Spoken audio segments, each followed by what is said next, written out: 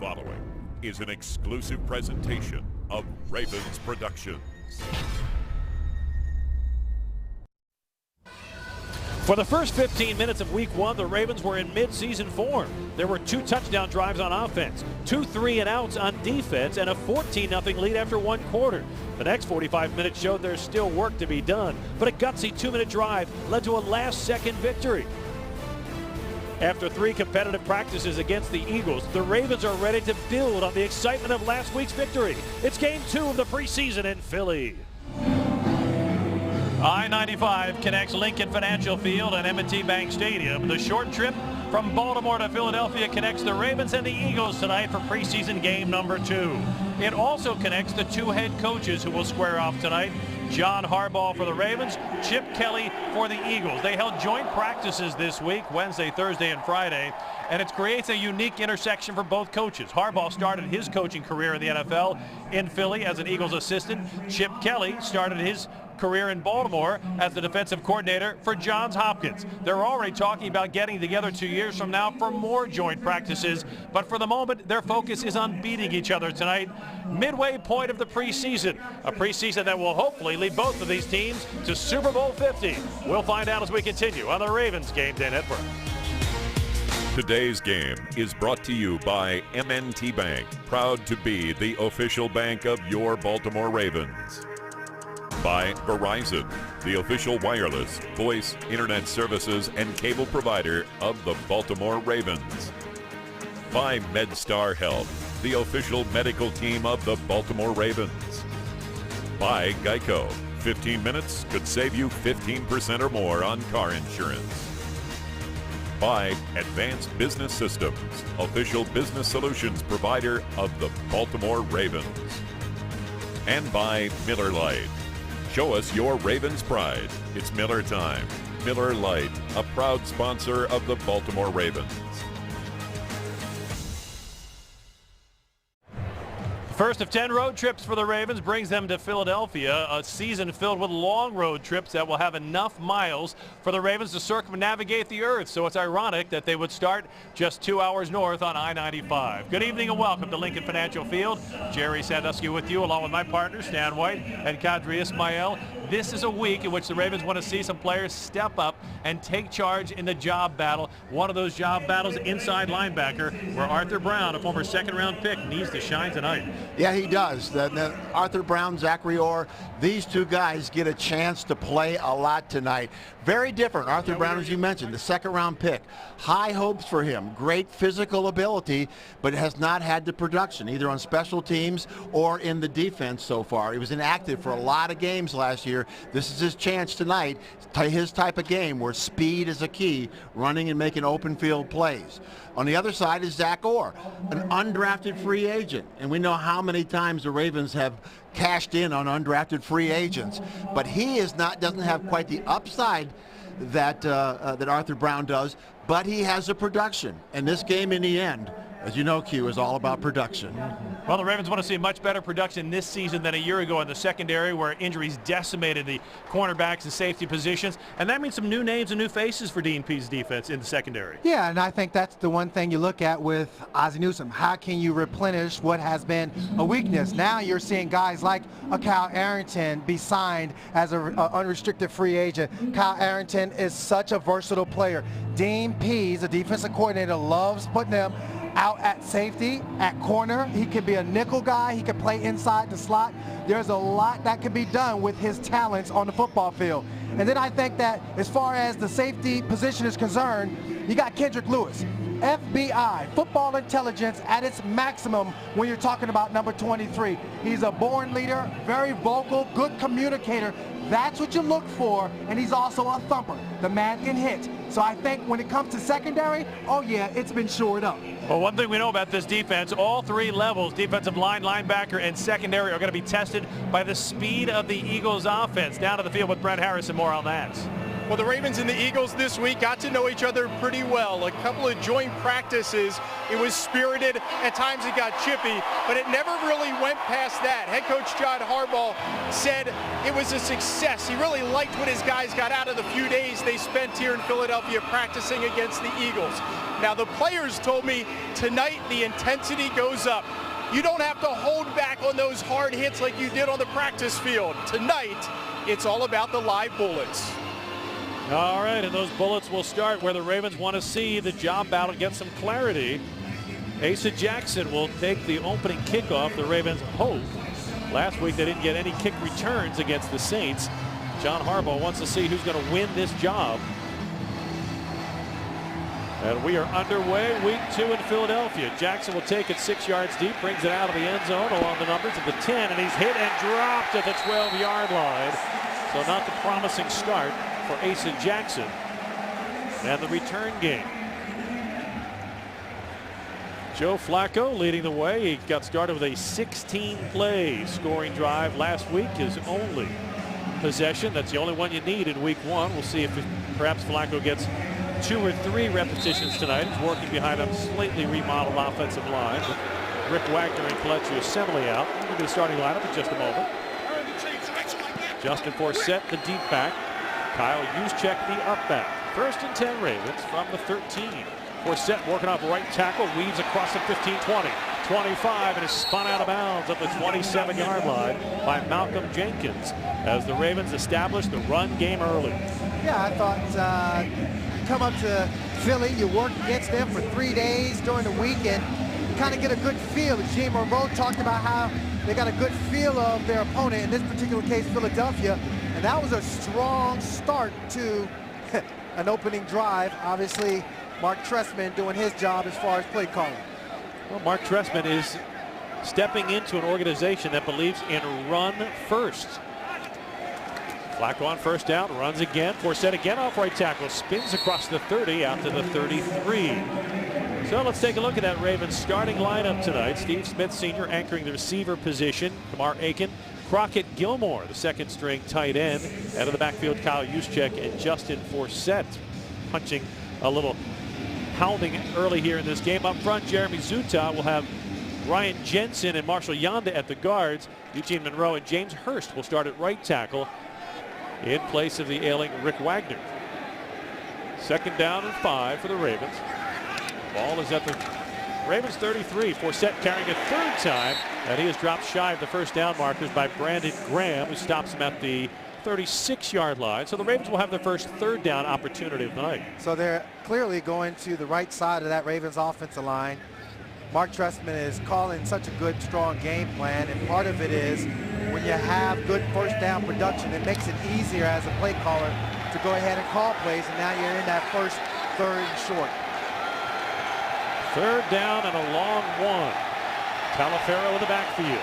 He'll get the carry again off right tackle, and he's not going to get there. He got stood up at the line of scrimmage as Maniacho led the way for the Eagles defense. Connor Barwin there as well.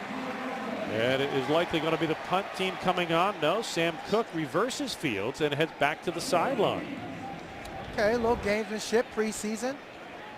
You see where the push in the beginning was strong, but this time, got to credit that Ravens, or I should say Eagles, defensive front.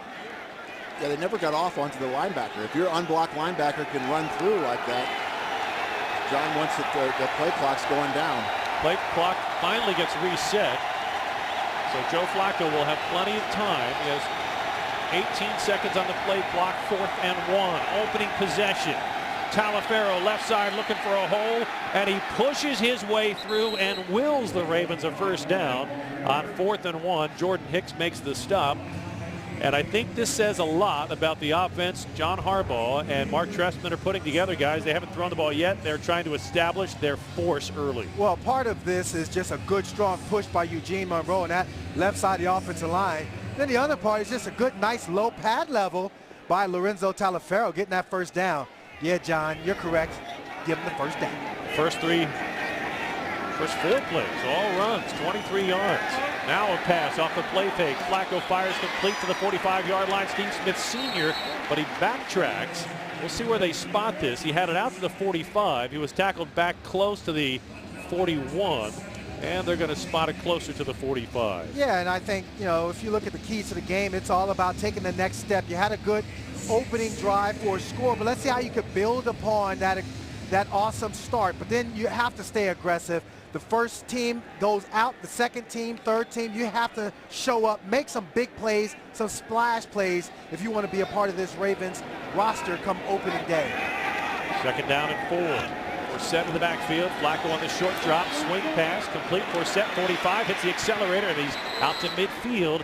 And he will be close to another Ravens first down. Stan, interesting on that 4th and 1. John Harbaugh ran with Taliaferro behind Eugene Monroe. 2 guys he wants to see in that scenario. Yeah, you're testing people. That's what the preseason's for. 4th and 1 in your own 40-yard line during the season. Very rarely will you go for that. You have to be 100% sure you're going to make it. But in preseason, you take a little bit more risk. You test some people in those situations, and it worked out. 3 first downs so far for the Ravens on this opening drive in Philadelphia. Flacco off the play fake. Deep drop. Blitz pressure coming. He's going deep. Inside the 10. Kamar Aiken at the 5, and it is intercepted off the deflection in the end zone. Brought out of the end zone across the 10 to the 20. Walter Thurman, he's at the 30, heading to the far sideline. Flags are down, and so is Thurman at the 31-yard line. Likely a holding of the Eagles on the return. Yeah, they did. They held Steve Smith. They almost tackled him, and that's where the ball's going to come back. So bad deflection as far as the Ravens are concerned, that's for sure. It was a fluky deflection. It went off one defender's shoulder pads. After the interception, holding, return team, number 51. 10-yard penalty from the spot of the foul. Philadelphia keeps the ball. First down. So a play intended for Kamar Aiken turns into a turnover to end the opening drive here in Philly on the Ravens Game Day Network. For Joe Flacco, a different ending to the opening drive than a week ago. Last week a touchdown, this time in the end zone an interception. Played out like a double play. Flacco to Carroll to Thurman. Boy, that is a tough one for Kamar Aiken. You definitely want to go vertical as opposed to falling backwards on that. That's something that he'll look at and learn from. The Philadelphia Eagles will have their first possession of the night. And at quarterback is Sam Bradford for the first time as a Philadelphia Eagle. They'll run the read option, gets it to the deep back, and coming through is DeMarco Murray for a pickup of about 7 on the play. Up front for the Ravens defense, Brandon Williams, Lawrence Guy, and Timmy Jernigan. The linebackers, these are a classic group. Suggs and Doomerville on the edge. Mosley and Darrell Smith on the inside. The secondary, it's remodeled. Kendrick Lewis, the new safety. Rashawn Melvin getting a start tonight at corner. Bradford off the play fake, has plenty of time. He's going deep across midfield, and he overthrew his target. He had Riley Cooper open deep, but he missed him at the 40. Well, I tell you what, they had good coverage on that. That's they had to go to. Jimmy Smith had the coverage. That's just man-to-man coverage right there on the outside, and I think Riley Cooper is saying that he had an opportunity to catch that ball if he just puts it right up on him. Jimmy Smith coming back from a season-ending foot injury that took him down in week 8 of last season. We've been talking with the Ravens coaches throughout the off-season. A flag on that last play that's going to back the Eagles up. And it's a process, Stan, to get Jimmy Smith back to full speed. Oh, sure is. He's got to get confidence in his foot. I'm sure he does that now, but he's got to get back out there and get his hips and everything moving in the right direction. Second down and long. Inside handoff. Murray again, this time back to the 20-yard line. It's DeMarco Murray and Sam Bradford, part of that retooled Eagles secondary. Trade from the Rams, Sam Bradford, where he was the first pick in the draft 4 or 5 years ago. Got one of the last huge contracts in the history of the NFL and didn't play very much. Now he's got to stay healthy here and hope Chip Kelly makes him into that NFL quarterback. He's had 2 ACL injuries in the last 2 years, including preseason last year. Bradford on 3rd and 6 complete out to the 27-yard line. And that's Darren Sproles who comes down with a catch that extends the Eagles' drive. Yeah, Will Hill on the tackle. Nice little rub play. They had a bunch on one side. Sproles came motion across, acted like he was going to go outside, and then when he cut back to the inside and was wide open as the defender got caught up in the wash. 1st and 10 Philly at the Eagles 28. Bradford to throw under pressure. His pass sails through the hands of Sproles. It'll be 2nd down and 10. Stan, how about the defensive keys tonight? Well, there's a lot of things you have to do, and one of them is pursue and tackle. 2 of them are pursue and tackle. Those are basic things you have on defense, and that's what you want to get in preseason. As I mentioned, every year you learn to tackle all over again, but to be able to tackle well, you got to pursue well and get yourself in position. On 2nd and 10, Sproles with a carry, squirts across the 30, and is flung down by C.J. Mosley. A penalty flag down in the backfield. I know Terrell Suggs is very upset because you're running the read Personal option. foul, roughing the passer. No. Defense, number 55. No. Low tackle on the quarterback.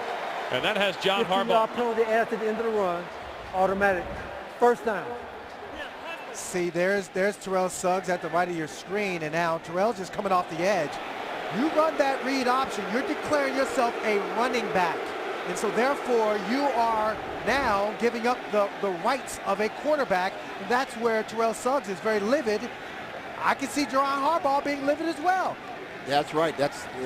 They've said when you are running that play, the quarterback is a runner at that point. You didn't have to keep the ball because are you supposed to wait and look to see if he keeps it before you attack him? You can't. How can you rough the passer when it wasn't a pass? John Harbaugh is just chewing on the official's ear. The head linesman is catching all of it. Marco Murray with the carry. He'll get across midfield. Working across the midfield stripe to the Ravens' 49-yard line. And John Harbaugh fit to be tied because he believes the officials have given Sam Bradford the protection of a passer when he became a runner. Bradford a passer this time and has time to throw. A hitch in his motion, and it's incomplete at the 30-yard line. A flag down again back at the 42-yard line as Bradford was hit by Brandon Williams after he released the ball. But I think that the official called it from the side. It's probably holding. Holding. Defense, number 58. 5-yard penalty. Automatic. 1st down. Oh, I tell you what, they must have had a game up front where he's holding an offensive lineman for the defensive lineman to break free, because I don't know how else you can have holding on the defense. So Elvis Dumerville, and the early going from John Harbaugh is not very pleasing to the Ravens head coach. Well, he held the back coming out of the backfield. Bradford with a quick pitch. Marco Murray is surrounded and he has nowhere to go. He will not get back to the line of scrimmage. He'll lose about 2.5 on the play. Great penetration from C.J. Mosley. Yeah, instead of chipping, the back was going out and the defensive end, instead of just hitting him, he just held him on this play. But this time, you say C.J. Mosley got into, he read the play, got across, completely destroyed it. Sam Bradford looking to throw out of the shotgun. Crossing pattern, bobbled, caught at the 43-yard line, down to the 35, and stepping out of bounds at the 34-yard line is Josh Huff. A flag is down. 2 flags are down. One at the 43, another at the 36. A lot of flags for early in the game, that's for sure. Jerome Bogar, our referee. As John Harbaugh said, these refs aren't ready. Holding. Defense, number 55. That penalty is declined. The result of the play is the 1st down. Last week it took to the final 2 minutes of the half for John Harbaugh's night to get irritating. This is the first 2 minutes. His defense is on the field as Terrell Suggs did take down Brett Selleck, the tight end. That's holding. That's the old school clothesline there. I like that, but it's not legal anymore. Well, that was a dance move. 1st and 10 for Philadelphia at the Ravens 34. Off the play action, Bradford going down the seam. He's got a man open, incomplete at the 10-yard line. He was looking for Shea Aziratutu, and on the coverage, Kyle Arrington. We talked Excellent about coverage. Kyle Arrington and just his ability to be versatile, Stan. Yeah, no doubt about it. He did it, got himself between the ball flight and the receiver.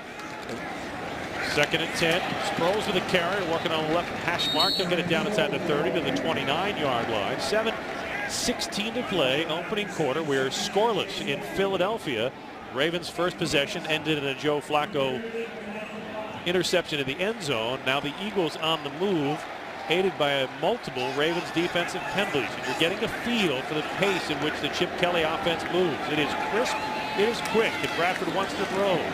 Out of the gun, fires across the middle, complete at the 20-yard line, and down to the 15 is Jordan Matthews, the Eagles' top slot receiver. He had 67 receptions a year ago, and he has the Philadelphia Eagles in the Grill Mates red zone, 1st and 10 at the Ravens 14.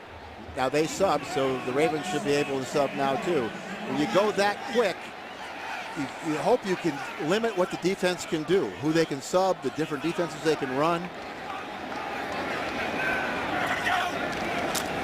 Inside handoff, wide open, and Ryan Matthews will walk in for a touchdown. But a flag is down at the far sideline, the line of scrimmage. We'll see if the touchdown is going to stand.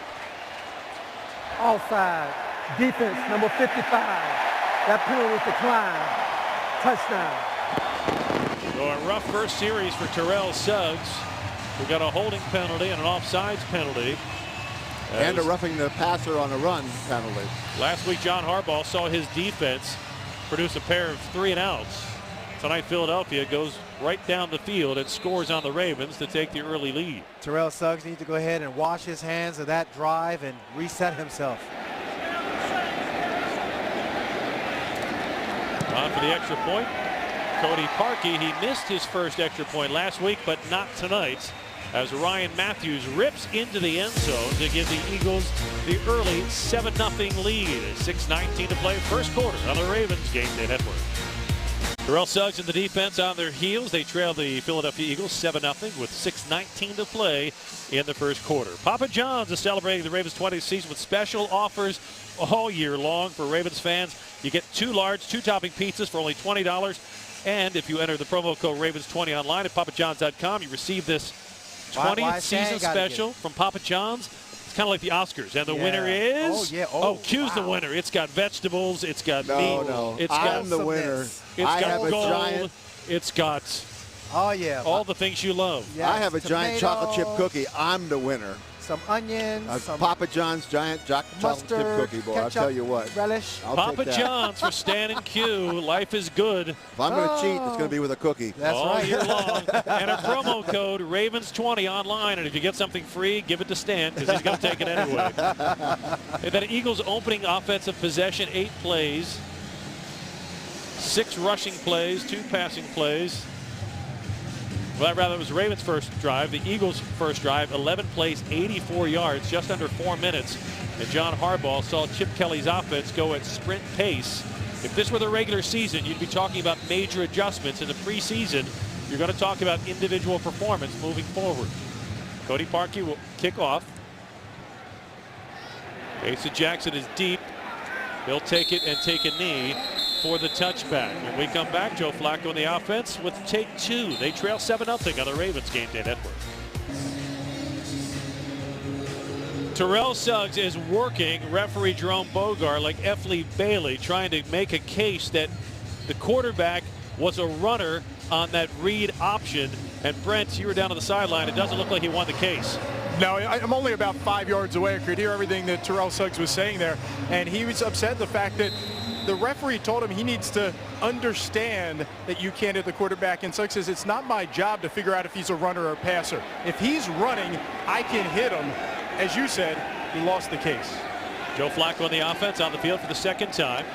Talaferro working off left tackle and guard. And he'll slice and dice his way out close to the 24-yard line. A 4-yard gain before Benny Logan can bring him down. Jerry Stanek with you live from the broadcast booth, presented by Verizon. Yeah, one of the things that Terrell Suggs was saying to the ref, I asked you about this before the game, and we talked about this. The read option is a running play. He can keep that. I can't wait to see if he keeps it. I'm going to attack him. Second down and 5, closer to 6. Ball is at the 24-yard line. Backs are offset. Flacco drops to throw. Looking to the right. Nothing there. He'll escape and run. 25-30. And he hits the brakes with the slide down to the 33-yard line. And that is good for a Ravens first down. So, Q, 2 weeks in a row. 2 first down run for Joe Flacco. Is this the new Ravens run game? We hope not. We want Joe to be slinging the ball down the football field using that big cannon of an arm that he has. But I think for Mark Trestman, he's like, look, Joe, if you feel it, you see it, go ahead, trust it, and go with it. That time when you're man-to-man coverage, you have that man underneath, and everybody has their back to Joe Flacco, that gives him an opportunity to run the football. Approaching 5 minutes left in the opening quarter. Ravens trailing the Eagles 7-0. It was the Talifero straight up the middle, and he does not have much room. He is stacked up after a 1-yard gain. It'll be 2nd down and 9. I'm sure he's telling him to slide quickly also, especially in preseason games. But you see Russell Wilson do that all the time. Does a good job of getting yardage and sliding. And Joe, I think the quarterbacks around the league are wanting to take advantage of that because they all want to keep the drive going. Well, Mark Trestman, like every offensive coordinator prior to Mark Trestman, impressed early on with the surprising athleticism of Joe Flacco. You don't think a guy 6'6" is going to be as mobile as he is. Flacco off the play fake, deep drop, has time, fires deep, and it's picked off again and returned across midfield. Byron Maxwell will return it inside the 30-yard line before he is taken out of bounds in front of the Ravens bench with the 2nd Joe Flacco interception of the night. Oh boy, Joe's not going to like that one at all. You know that you got a receiver the likes of Marlon Brown back there. Outside receiver Marlon Brown, number 14. You can just see how he's pressing up at the corner. But now that's just a clear overthrow. Marlon Brown's a tall receiver. Defense backed up when we get back. Ravens trail 7-0 on the Ravens Game Day Network. Joe Flacco's 2nd interception gives the Eagles the ball with 4:12 to play in the opening quarter in Ravens territory at the Ravens 28-yard line. Lorenzo Talifero was shaken up at the end of that play on the bench as the team medical staff takes a look at him. We'll get an update when that becomes available. He got hit by his own man, James Hurst, making the tackle.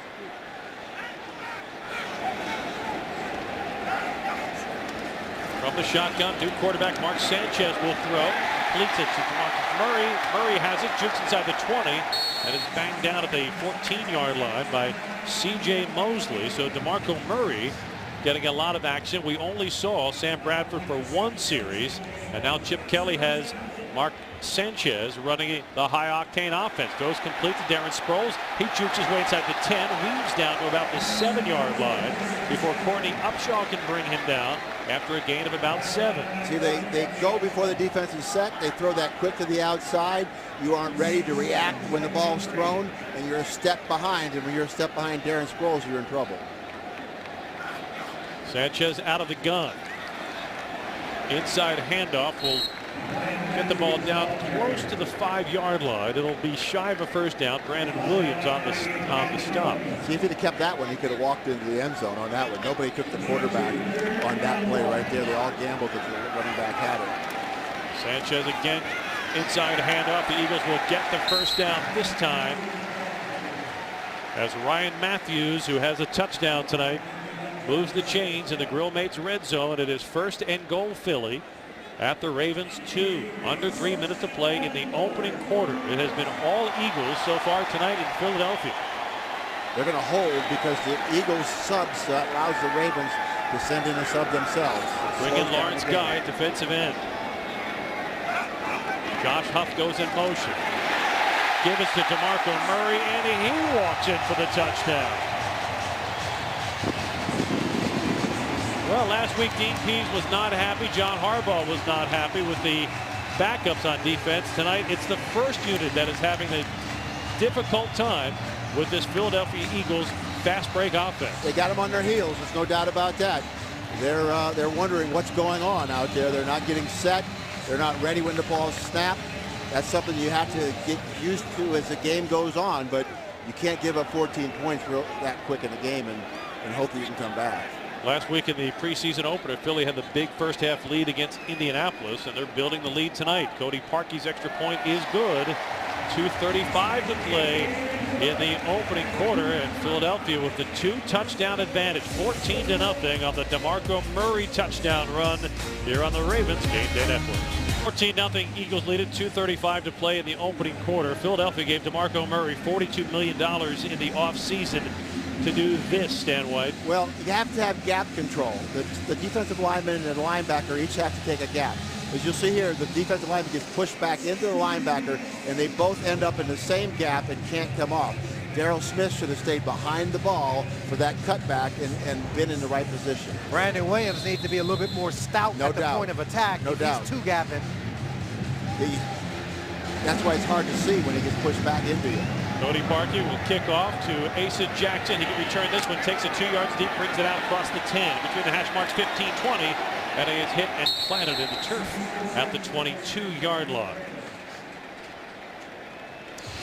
Well, Q, the Ravens offense has seen 2 drives, 2 interceptions. John Harbaugh's not going to leave Joe Flacco out here all night, but he wants something productive from his first-string quarterback and offense. Yeah, I think rhythm is the key, and I think, Joe Flacco found his rhythm early on, but lost it with those key turnovers. Un-Joe-like as far as throwing a 1 interception to a 6'6" wide receiver in Marlon Brown. Backs offset. Forsett will carry, looking for a cutback lane. Works his way off right tackle across the 25 to the 26-yard line. That's again a 5 on first down before Connor Barwin brings him down. See, and that's the thing about it. I think for Joe Flacco and the offense, they're getting good production on first down, but you want to sustain it. And when you take your shots down the football field via pass, you got to be a little bit more accurate with the ball. Second down at 6. Back to the ground game. Forsett again working along the right side of the offensive line. Stacked up shy of the numbers at the 28-yard line. It'll be a third down coming up.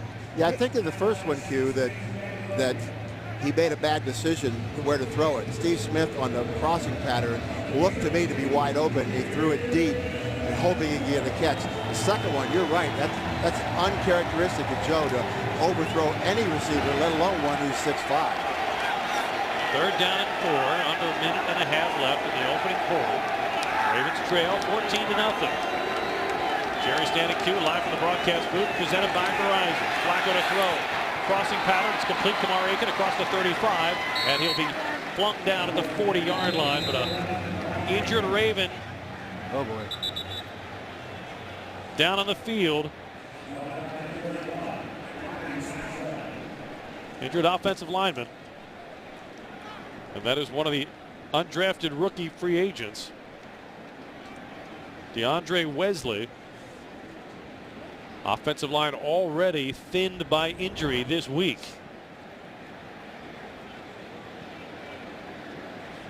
Graham for the Eagles just ran into the left side of Wesley's leg at the end of that play. Yeah, it looked like he hyperextended it as he was trying to anchor himself into the ground. I hope it's hyperextended and not bent in that MCL.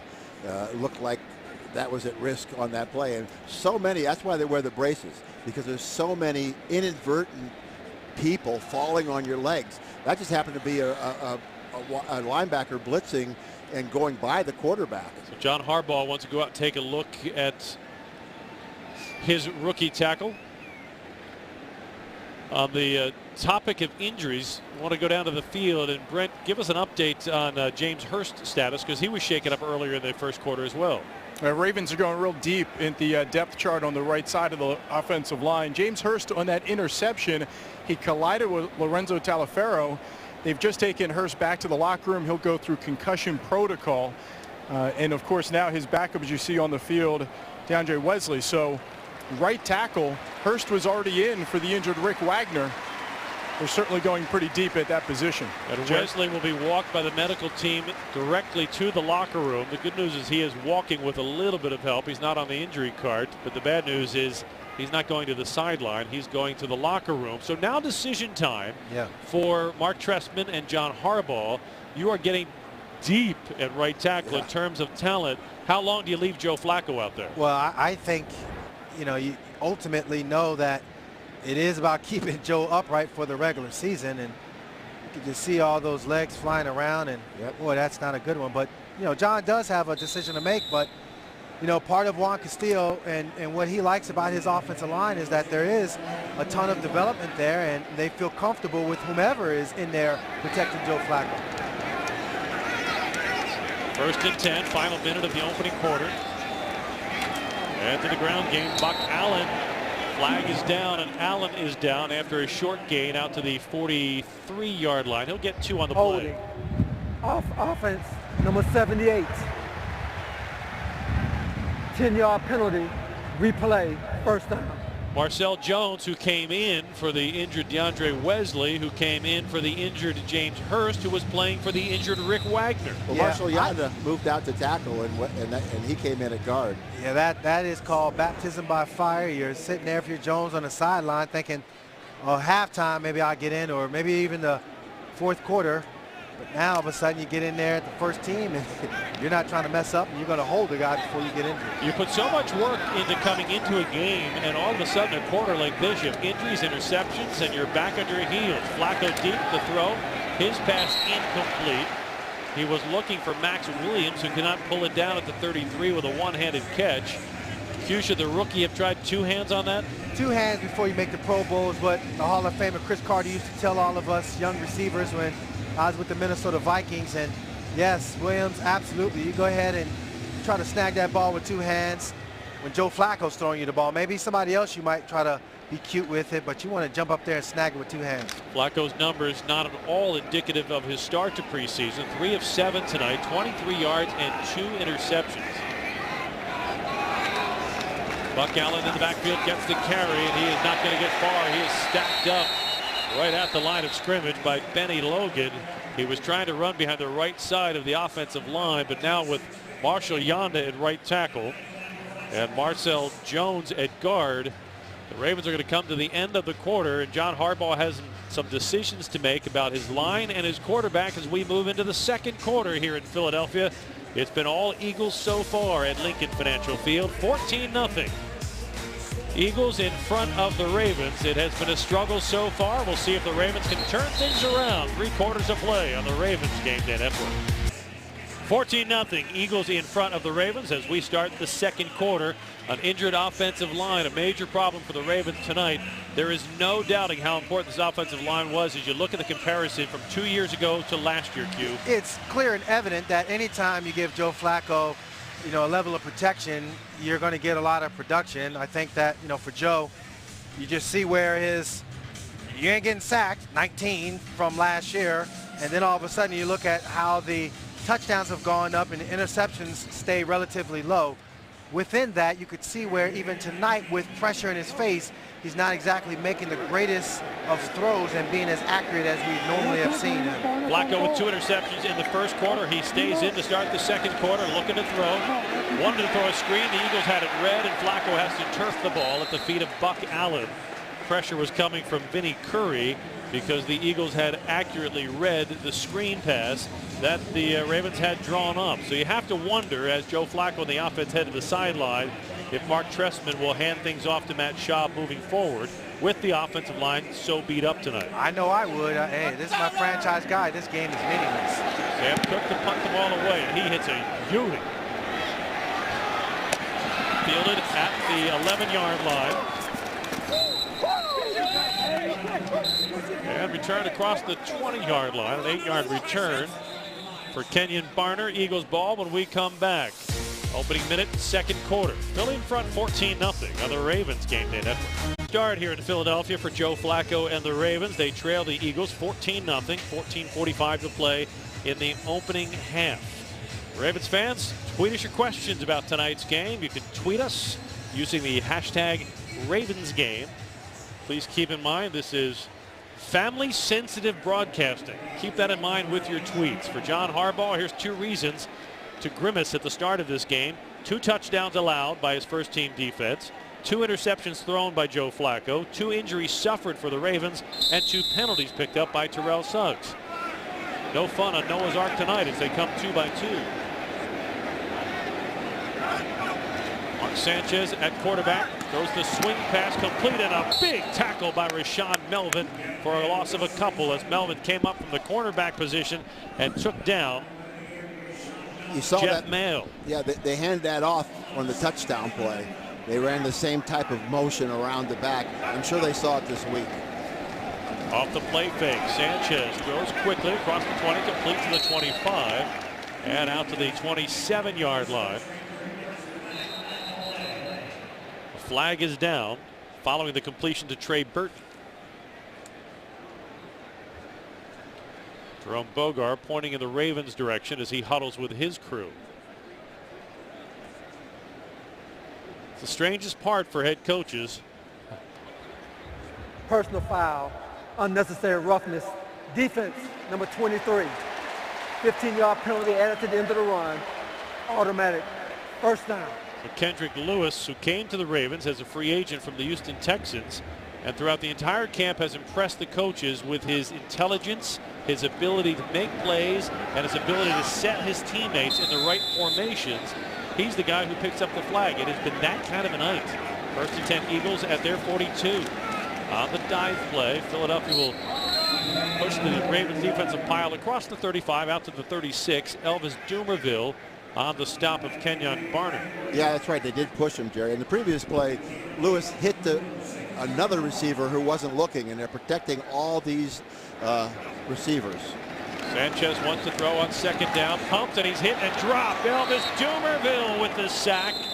So the man who set the Ravens franchise record a year ago with 17 sacks gets the first sack tonight, and that's one more sack for science powered by Constellation. Well, they took away all the receivers. He pumped twice. You pumped twice with Dumerville and Suggs coming around. You might get hit in the back, and he did. Puts the Eagles in a 3rd down and 7. Ball at the Philly 43. Sanchez wanting to throw out of the gun. Lobs it down the seam, and it's dropped inside the 40-yard line. A flag is thrown. Trey Burton had that ball drop right in his hands, and the preliminary signal is interference on the Ravens. Wow. I'm with Kendrick on that one. How can you say such things? Prior to the pass, illegal contact.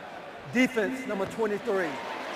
5-yard penalty, automatic. First down.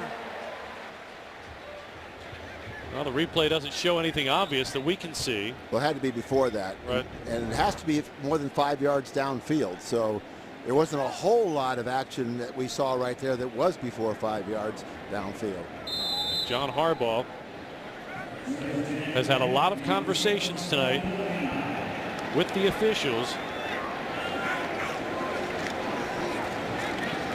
Inside handoff, sweeping to the near side across midfield, and slammed down in Ravens territory at the 47-yard line is Raheem Mostert. Where you're seeing an offense that's very similar to the Oregon offense that Chip Kelly ran. A lot of zone plays, a lot of outside sweeps. Again, the inside dive play. This will net only about 2 yards for Mostert. Chip Kelly runs at a furious pace. Carl Davis with the tackle. Kelly made this offense famous at Oregon. A lot of people wondered if it would work in the NFL. 2 years in, and both seasons his team have been 10-6. He made the playoffs the first year. They didn't make it last year. They set a record for points last year, a franchise record. Sanchez on 3rd down and 5. Has time. Now the pocket collapses. His pass is complete inside the 40-yard line. Coming down with the reception, Trey Burton. He was covered by Kendrick Lewis, but not before the Eagles get another first down for Chip Kelly. Another flag is down, but that's just too much time to throw it. You're going to eventually sign somebody open, even Mark Sanchez. Illegal contact. Defense, number 25. That penalty is declined. The result of the play is a first down. There are way too many penalties in the game today with all the different rules that they're enforcing. See, they called that a penalty? That's just playing football. It gives the Eagles a 1st and 10 from the Ravens 39. Sanchez's pass complete inside the 30. Coming down with the reception is the Eagles' first-round draft pick, Nelson Aguilar, pulled down by Will Hill, but not before another Eagles first down. Yeah, he just got it off the right. That was they're going quick again. Sanchez keeps it, rolls to his left, and he throws complete inside the 10. Aguilar to the 5, and he's down to the 4-yard line, where it will be 1st and goal Philly in the Grill Mates red zone. That's where tackling, you see that missed tackle was because of the rules where you can't hit a guy high. He had to try to get down low with his shoulder. Sanchez from the gun, takes the quick snap, looking to the left, fires complete, and in for the touchdown. It's Jordan Matthews, and Philly has its 3rd touchdown of the opening half. The flag is down in the backfield at the 15-yard line. That's going to be on the Ravens. Again? Holding.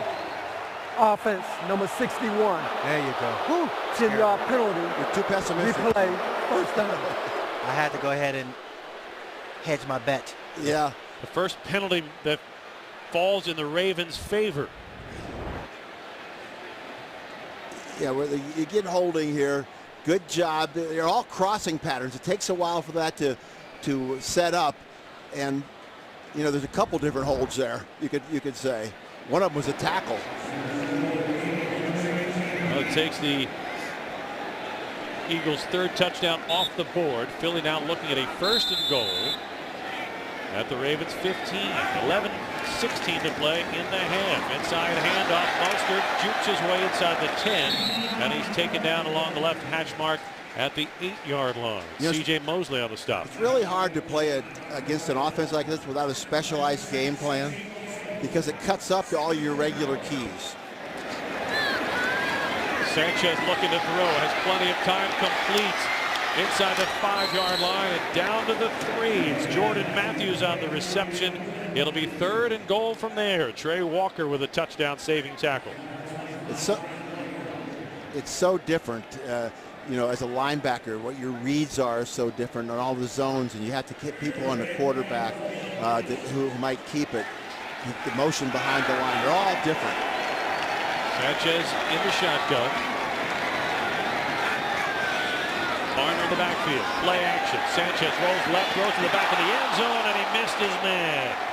He had mail open in the back of the end zone. No mail delivery that time. It's 4th and goal.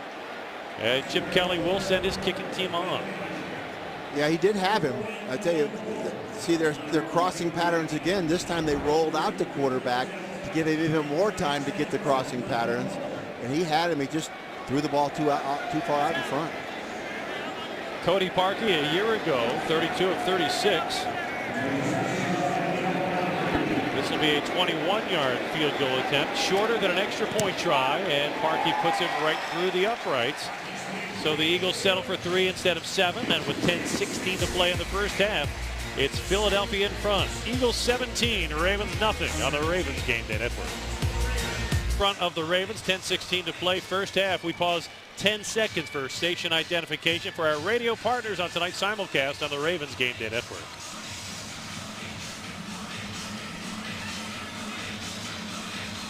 Joe Flacco's evening will be done. Matt Schaub will be taking over at quarterback when the Ravens get the ball after this kick. It's interesting, Jerry, both these quarterbacks, Joe Flacco and Matt Schaub, grew up around the Philadelphia area. They have all their families here. We'll see what Matt Schaub has in store tonight as the Ravens still looking to score. Cody Parkey's kick. This one's returnable. But it is fumbled. DeAndre Carter leaves it on the turf, scoops it up at the 7, picks it up and hurdles himself out of bounds as he crosses the 10 and gets out close to the 14-yard line. Not at all what John Harbaugh had in mind in way of finding some separation in the battle. You see another Ravens player taken to the locker room. Hurst and Talaferro collided when they were making the tackle on the interception. Now they're both going to the locker room. Last week against the Saints, Matt Schaub 11 of 18 for 134 yards. He had that 45-yard touchdown strike to Michael Campanaro. We've yet to see Campanaro tonight.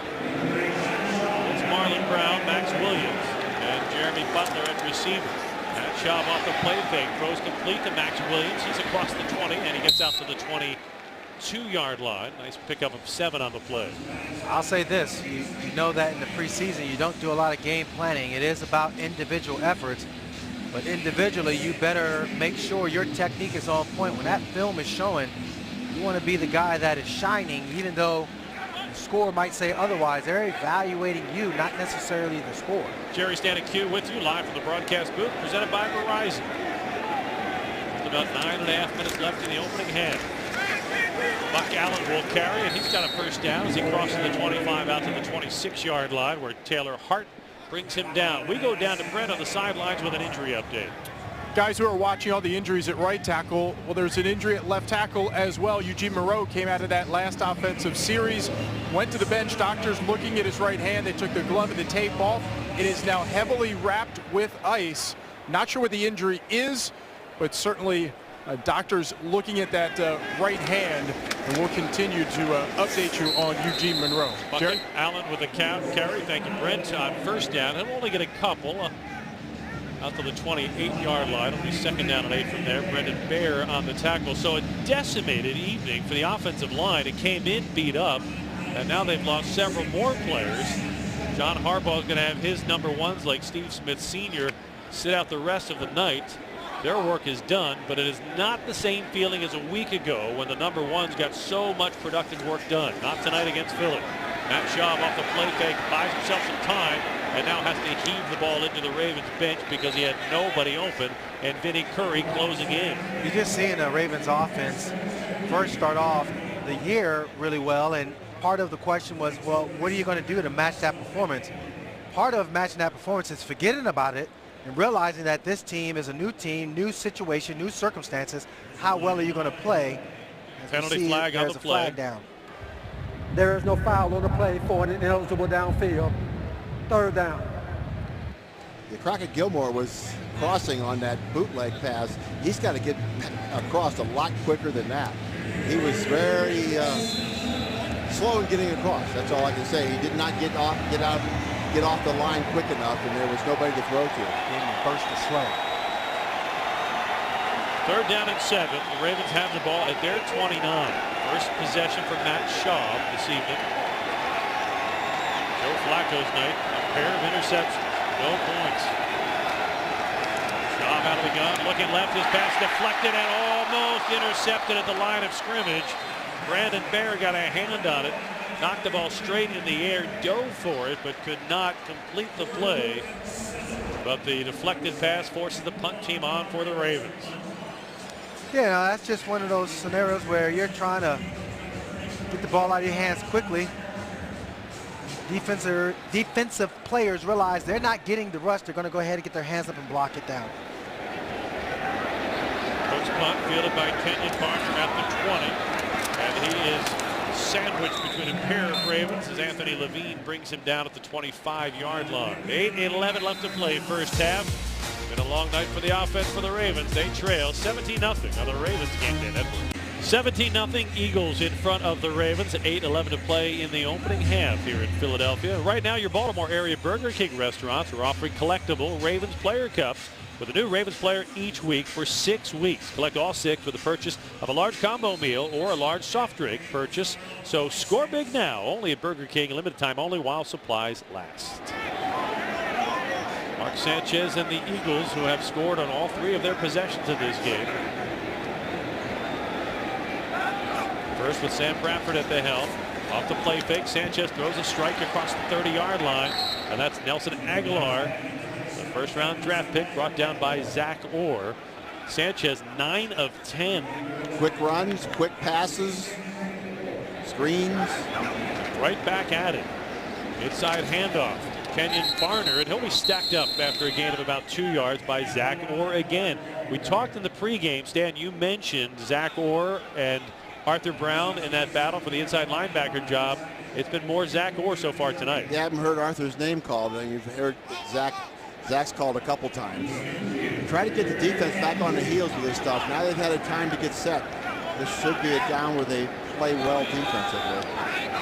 Third down and 2. Sanchez to throw against the blitz, complete to Barner out of the backfield, and he slams his way through Trey Walker out to the 45-yard line. Another Eagles first down. Well, they were set, but they didn't play well defensively. You can't let the back come out of the backfield and have nobody even close to him. That's too easy a throw. No wonder he's, what, 10 out of 11 now? Sanchez on first down, throws to the far sideline. Aguilar has that one, and he's taken out of bounds. The Ravens say he did not hold possession of the ball, and now the official agrees. When Aguilar hit the ground, the ball came loose, and that was incomplete pass. The ball came loose when the receiver hit the ground. By the nice follow-up hit Second down by Rashawn Melvin. I think I would challenge that one. Yeah, I would too. You got 1, 2, you become a runner. At that point, I think he had possession on that one. The rule is you got to get the second foot down and become a runner where you could run the ball, and I think he did accomplish that. 6:55 on the game clock. Jerome Bogart resetting the game clock to just under 7 minutes. No challenge flag coming yet from Chip Kelly.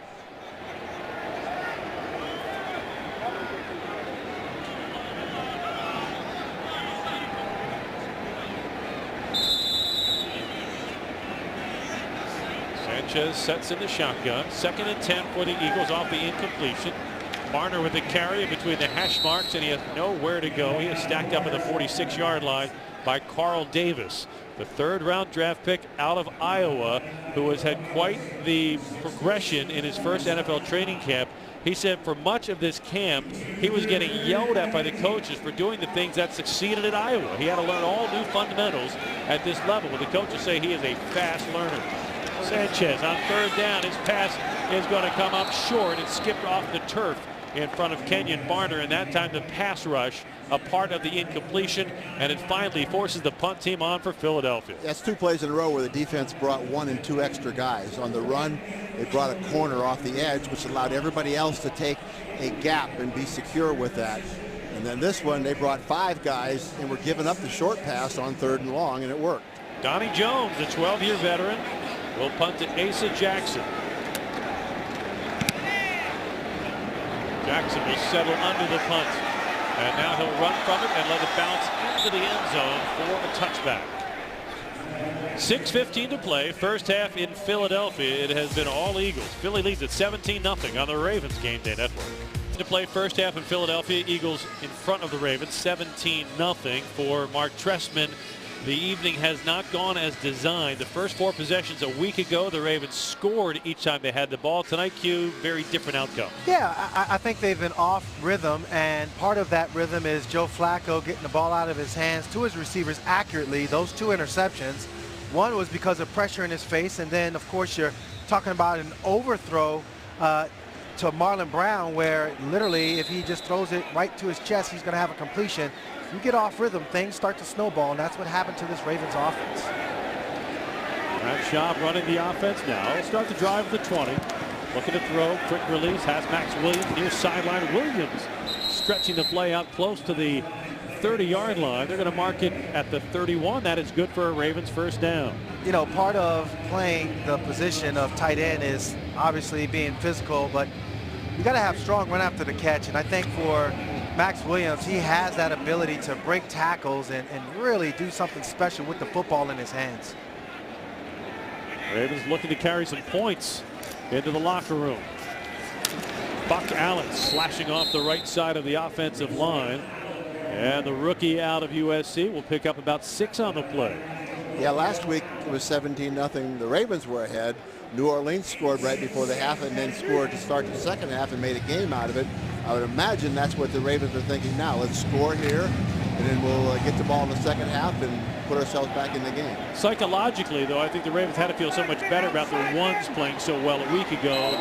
Not the story here. Another flag prior to the snap. Marlon Brown. False start. Offense, number 14.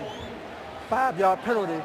Still second down. Somebody get him a throat lozenge. Well, he's called so many penalties tonight. He's losing his voice. Losing his voice. I know.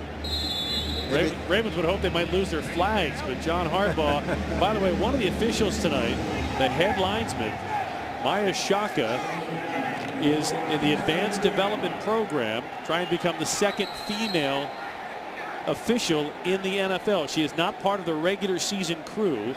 She is part of the advanced development program, being fast-tracked to the NFL, currently a Conference USA official, and she is serving as the head linesman tonight.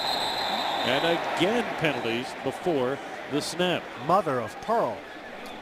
And now in the world of political correctness, perhaps we do need to retitle that position headlines person. Oh, come on, There's no foul Jerry. for a delay of game. The offense substituted late into the huddle, and the defense did not have a chance to match up. No foul on the play. I like Second head down. linesman. Yeah, We all it's know a who linesman. she is. It's like you didn't change the name of the Rangers when 2 women became Rangers, right? Yeah. So 96 graduated, 2 amongst them are female. You're not going to change it. Come on now. I really don't think the title of the job is the important part. It's the execution of the job. And Stan, you have said this for years. The NFL needs younger, faster, more accurate officials. Full-time officials is what they need. And they need younger, better ones. And if she's better, then she should be in there about these old guys that can't make it back. And she is getting her shot tonight. That shot to throw. If he can get back on his feet, he can. He lost his footing coming out from behind center. And Brad Jones got the shot before Schaub could bounce back up on his feet. It has been that kind of a night for the Ravens. It is the gang that can't shoot straight. Oh, boy. Yep, it's the offensive guard, 69, step back on his foot right there. Yeah, that's where again, you have an offensive line that's not necessarily used to working together, and you just have little details like that you hope wouldn't happen. They wind up happening, and Matt Schaub is like, man. That sets up a 3rd and 14. Schaub working against a 4-man Eagle front. No blitz coming. He has time to throw. Flag is down. Schaub throws incomplete. He sailed that one above Darren Waller on the far side. And Maya Shaka, the head linesman, comes in and signals illegal procedure on the Ravens. Illegal formation. Offense. Number 66 was not on the line of scrimmage. That penalty is declined. 4th down. So if we can, let's go back and take a look at the beginning of that last play and see if Ryan Jensen was in proper position. Because, Dan, when you talk about officials, Maya Shaka is looking at Ryan Jensen, who is set up at left tackle. Well, your head of the tackle should be through the hip of the center, and it looked like it was there, but she had a better angle than we did. Sam Cook will punt the ball to Kenyon Barner, who takes it on the run at the 35 across the 40. He's to midfield, breaks a tackle, look out, coming near side 40. There's nobody who's going to stop him. 25-20. Kenyon Barner is going to go all the way for the touchdown. And the breakdowns continue across the line for the Ravens, this time extending to special teams. Special teams is about staying in your lane and the simple things of doing your job, but you get guys clustered together like that. Any good returner, their job is to make the first guy miss. And Jerry Rosberg, the special teams coach, he's sitting there, just trying to figure out what exactly happened, where the breakdown occurred. I know John Harbaugh, former special teams coach himself, that's not how he felt his team competed this week, and leading up into this game thought probably would be a lot better effort than what we're seeing tonight. Last year the Ravens did not give up a single punt return for a touchdown. They give up a 68-yard touchdown tonight. Cody Parkey's extra point from 33 yards is good. The night for John Harbaugh is not. 3:51 to play, first half. And as we go back and take another look, what the coaches will focus on will be missed tackles. Really only one arm tackle shot. There was only one player, Zach Orr, had an arm shot, and that was it. Yeah, they didn't keep their lanes, that's for sure. And that's one of the problems on special teams in preseason especially, when you're trying to make the team, every guy's going to the ball to make the tackle rather than staying in his assignment and keeping themselves where if a man does cut back, they are there to make the tackle. You got to break down, you got to buzz your feet to the guy, and you got to come to balance. If you don't buzz your feet, come to balance, yeah, it will be one of those scenarios where the return is going to take it to the house. And that's something that Jerry Rosberg, the special teams coordinator, has talked about repeatedly, making sure you do your job and do your assignment. What was that? You can't go home again? Who said that? We got too many Raven coaches coming home again. It's not a good homecoming. Well, Jerry Rosberg's special teams ran into the most prolific special teams unit a year ago in the NFL. The Eagles have 5 return touchdowns. And Chip Kelly's crew has one tonight, a 68-yard touchdown return for Kenyon Barner. Tom Nelson is deep. Tom Nelson is the former Cincinnati Bengals defensive back who has switched to a receiver and return position, trying to find a way to make it on the Ravens roster. Unfortunately, Nelson can't find a way to get his hands on the ball as it sails out of the back of the end zone for a touchback. So Kenyon Barner, who had a 92-yard punt return for a touchdown last week, takes one 68 yards tonight on John Harbaugh's special teams. And now the Ravens offense with 3:51 to work with here in the first half. They need something positive to carry into the locker room at halftime. Otherwise, that is going to be a very, very unpleasant place to be with the Ravens coaches. Yeah, maybe if they do something here, it won't be quite as unpleasant, but it's not going to be pleasant in any way anyhow. Brent Harris will be talking with John Harbaugh at halftime. Stan White is grateful for that. Yes. First and 10 from the Ravens 20 off the play fake. Matt Schaub lobs a completion out across the 30 to the 35-yard line. Crockett Gilmore on the reception, and that is good for 16 yards and a first down. You know, that's something that's been in Matt Schaub's repertoire for quite a while. This is Garrett Kubiak's offense, very similar offense that he is running with Mark Trestman. That deep over route finally came open with Crockett Gilmore. He got there that time, Q. He got off the line well and got all the way across, outflanked the linebacker. Schaub sets in the shotgun. Here's Buck Allen with him in the backfield. Schaub under pressure, firing to the far sideline. Marlon Brown, nice reach back grab as he pulls it in along the sideline of the Philadelphia 43. And that is good for another Ravens first down. Man to man, you're out there on an island, and of course Marlon Brown is even, you're leaving, but then of course you have now that back shoulder throw where it's more along the lines of a no-con defense. In other words, that defensive back has no idea where that ball is going, and that was a great job beating Biggers on that. 21-yard gain on first down. Buck Allen with a nice hesitation move, but he's accompanied to the turf with a flag. Allen made it down to the 37-yard line, but the penalty flag right behind him. Tripping. Offense, number 66. Oh, really? 10-yard penalty. Replay. First down. So Ryan Jensen picks up his second penalty in as many series with a call you rarely hear in the NFL for an offensive player. If it's a tripping, it's usually a defensive player. Well, we'll see. Usually you get like a leg whip action, right, which is that tripping. And Ryan Jensen, I've been praising him an awful lot this week, but I don't think that was Q. I don't think he raised his leg up. He just rolled, and the guy tripped over it. I think you have to raise it up on purpose. It's the 11th penalty called on the Ravens in the first half. Backs them up 10 yards. First and 20 Ravens at their 47. Schaub throws over the middle, complete. That's Darren Waller with the reception. He'll take it down to the Eagles' 43-yard line, where Ed Reynolds brings him down after a gain of 9. Number 12 is an interesting guy, Waller. He's a very large receiver at 6'6", but one of those big body guys where you just give him the ball, he can make guys miss and break some tackles. Schaub with 2:20 to work with from the Eagles' 43. He fires complete inside the numbers, inside the 40. Jeremy Butler with the reception. He is wrestled back, but they'll mark it at the 37-yard line. Maya Shaka, the head linesman, right there at the farthest point down the field that Butler had the ball. It's going to be a gain of about 6. So for Mark Trestman, the focus now, especially with younger players rotating in, is keeping everybody dialed into his offense, executing, ignoring the score, and remembering that this is now about building. There will probably be a mild to mid-level of concern among Ravens fans after this first half, and that's understandable.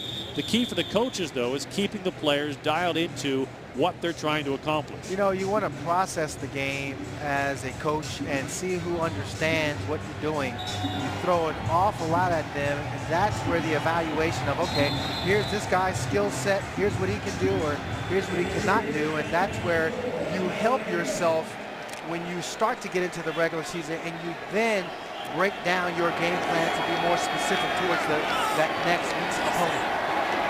On third down and 4. 2:08 left to play in the half.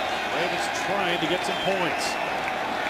Schaub to throw, lobs it down the far sideline over the outstretched hand of Marlon Brown. The incompletion will stop the clock prior to the 2-minute warning. 2:03 to play in the half. It was interesting. The Eagles called timeout before that play.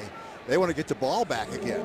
You know, it's interesting. You would think that the Ravens may call timeout at that point, but they get a. Ravens actually got away with a penalty on that play. Preseason. As the right guard Robert Myers jumped the snap. They will go for it on 4th and 4 from the Philadelphia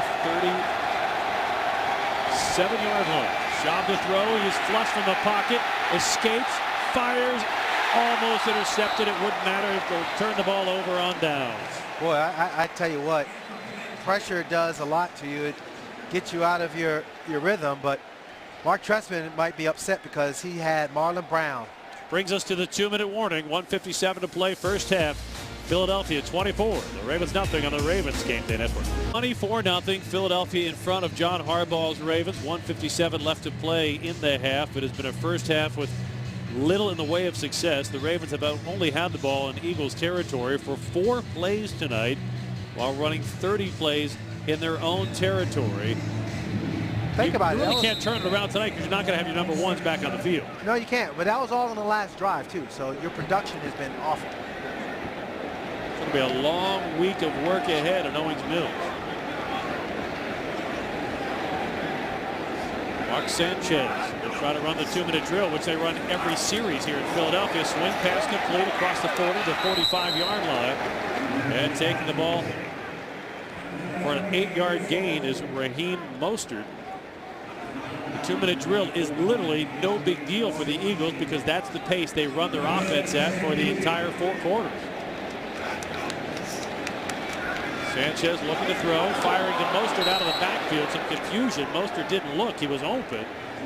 And then Trey Walker had a shot at an interception but didn't break cleanly enough on the ball. Well, I'll say it again. It's just so tough to play against this type of offense without a specialized game plan. Yeah, he just didn't look. I mean, that's not going to go well with Chip Kelly. But on 3rd down and 2, Sanchez with plenty of time. He fires a strike, but it's dropped at the 42-yard line.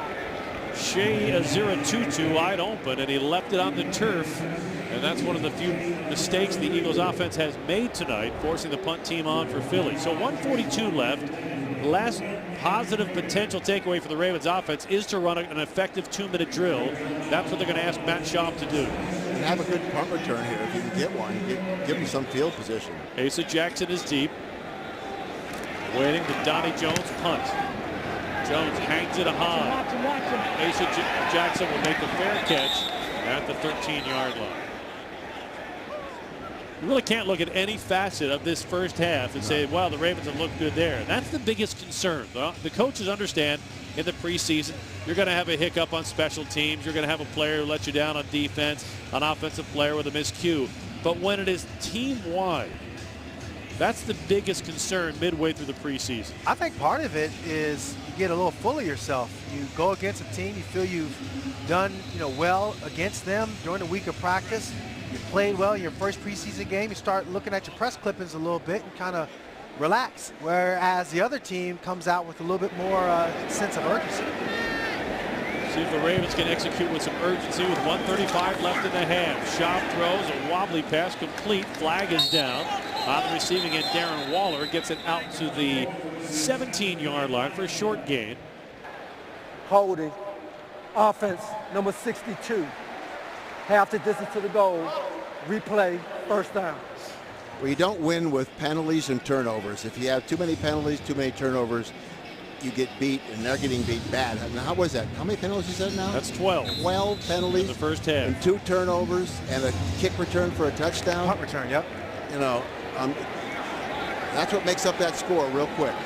Caleb Johnson, a rookie free agent out of Rutgers, with the 12th penalty of the half. Backs the Ravens up to their 7-yard line. Schaub goes quickly to Max Williams. Williams drilled as he hurdled one tackler and was just crushed in the ribs by Chris Maragos. So Max Williams with that same move from a week ago, hurdling one defender and then extending his ribs into the shoulder pads of another. The rookie's going to want to modify that move if he wants to have a set of ribs for the rest of his adult life. Oh, that was what we call, oh my eye. That got you. That kind of takes the wind out of your sail. Philadelphia takes its second timeout, stopping the clock with 1:22. The Eagles' last possession only took 22 seconds off the clock. So Chip Kelly believes if he can get the ball back, 1 minute is more than enough time for his offense to try to execute.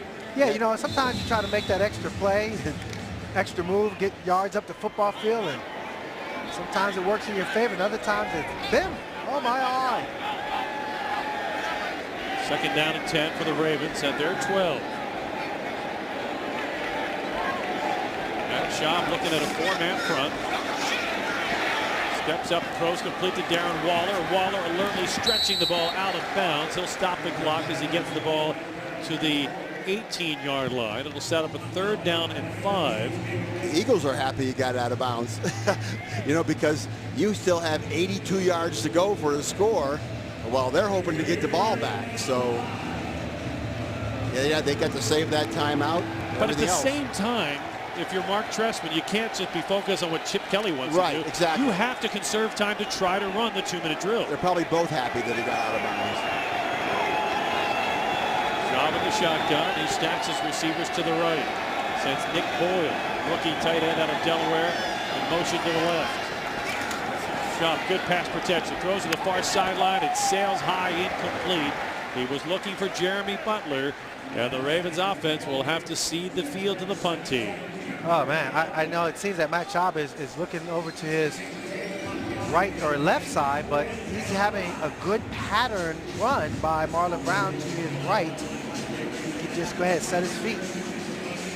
Kenyon Barner already took one back to the house. A 68-yard return for a touchdown. Sam Cook punting from his 5-yard line. He'll kick it to Barner, backs up, and fields it at his 21. Barner to the 30, splits a couple defenders, and then is planted at the 32-yard line by Fitzgerald Toussaint with a good open field tackle. The good news, it's a good tackle. The bad news, it's a running back making the tackle.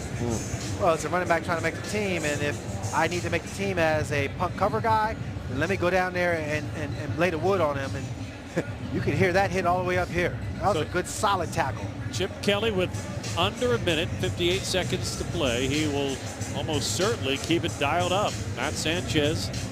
Mark Sanchez rather, coming back on.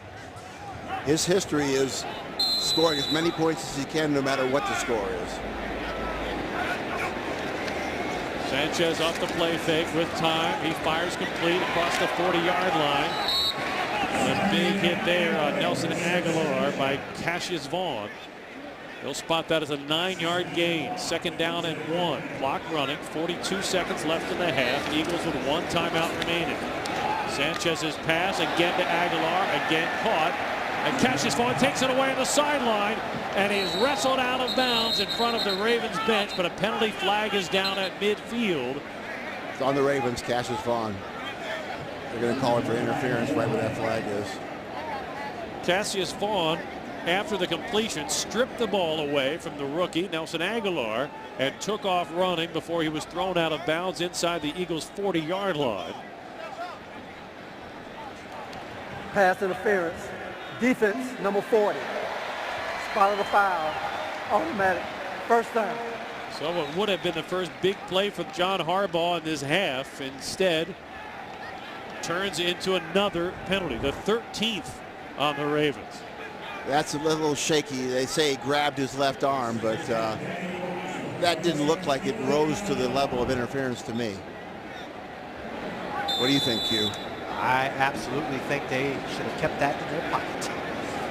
Sanchez from midfield, 31 seconds left. Crossing pattern is complete and flipped off his feet is Rasheed Bailey, taken down by Cassius Vaughn, who has a motivation to play at top speed now, trying to make this team and trying to make up for a play that could have been big. Sanchez throws down the seam, complete inside the 40-yard line. Again, it's Rasheed Bailey. Zach Orr on the stop this time.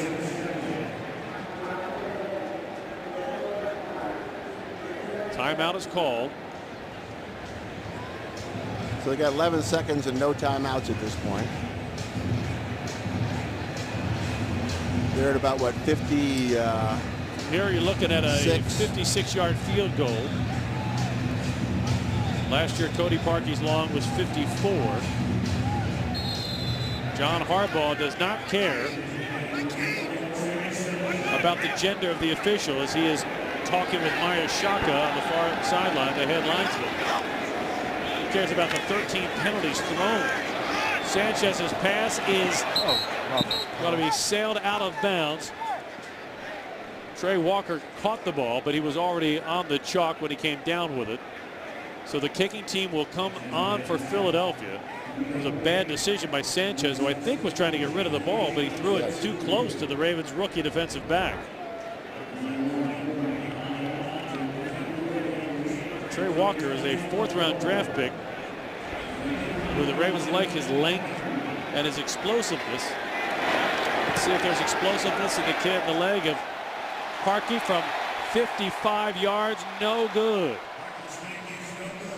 Cody Parkey could not connect from 55, and that means the Ravens will get the ball at the 45-yard line, but with 2 seconds remaining.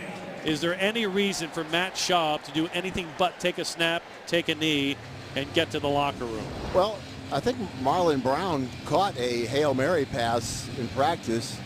See the kicker hitting that. He may have slipped a little bit, but your foot does slide. Your plant foot slides a little bit when you're going to kick, so I wouldn't call that a slip. But Marlon Brown did catch a Hail Mary pass in practice, but it was one of those practices where nobody was contesting it. So, but what do you got to lose here? Go ahead and throw it up. Marlon Brown's out there. Doesn't look like it's going to be a... Well, now Darren Waller comes in as well, so the Ravens are going to go with their tall receivers. Marlon Brown at 6'5", Darren Waller at 6'6". Brown goes to the right, Waller to the left with Jeremy Butler.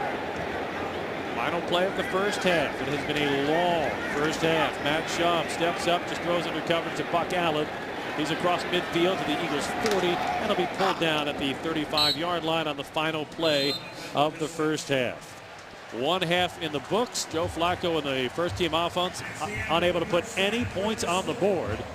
The Ravens trail at halftime 24-0. Brent Harris is going to check in with Ravens head coach John Harbaugh. There's not a lot to talk about. The Ravens were ineffective on offense, on defense, and special teams. Down to the field, Brent and Coach Harbaugh. All right, guys. Coach, first half, clearly not the first half you wanted. What is your takeaway?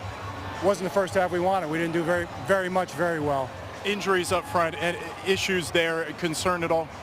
Well, we don't have any of our. I think we have 2 of our offensive linemen playing the position they practice, but that's what preseason's for. You know, you work those guys in. We'll see how they do. All right, thank you, Coach. Thanks, Jerry. Thanks, Brent. Thank you, Coach. Halftime in Philadelphia, it has been all Eagles. 24-0, Philadelphia. John Harbaugh pointing out there's not much to feel good about. We'll see what the second half brings. It won't bring Joe Flacco back on the field. The ones are done as they trail on the Ravens Game Day Network. Jerry Stanek with you live from the broadcast booth, presented by Verizon. Getting set for the start of the third quarter. Ravens trailing 24-0. It has been just awful. It's been ugly. It's been lopsided. It has been nothing that John Harbaugh had in mind when he brought his team to Philadelphia, especially, Stan, after what the Ravens considered were very productive extended joint practice with the Eagles this week. But it looks like they've never seen the Eagles before. Yeah, it does. And I've mentioned that it's very difficult to play this type of offense without a specialized game plan to take care of all the little idiosyncrasies that they have in their offense. And you can see why you have to prepare for these guys and why it's difficult to do that even in 1 week during the season, because they do things so much differently than everybody else. So without that, the Ravens have struggled tonight, no doubt.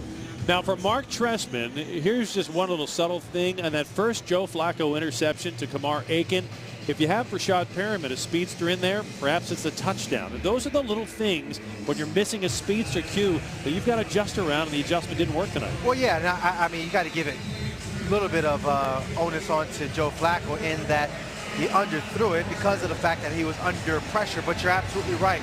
You know, Kamar Aiken falls back as opposed to going up and reaching for it at his highest point. Second half kick fielded by Kenyon Barner, the goal line. Bring it across the 10, heading to the numbers far side. It is wrestled down at the 16-yard line. Good kick coverage by Brendan Trawick. In the spirit of fairness, we haven't said good in front of a Ravens player yet tonight, so perhaps that'll turn the corner a little. Well, we hope so. I mean, that was a good open field tackle. Obviously, you're sitting there and you're being evaluated. Are you going to be out there playing sloppy because it's 24-0? What are you going to do? So let's put the second half into context now for the players and the coaches.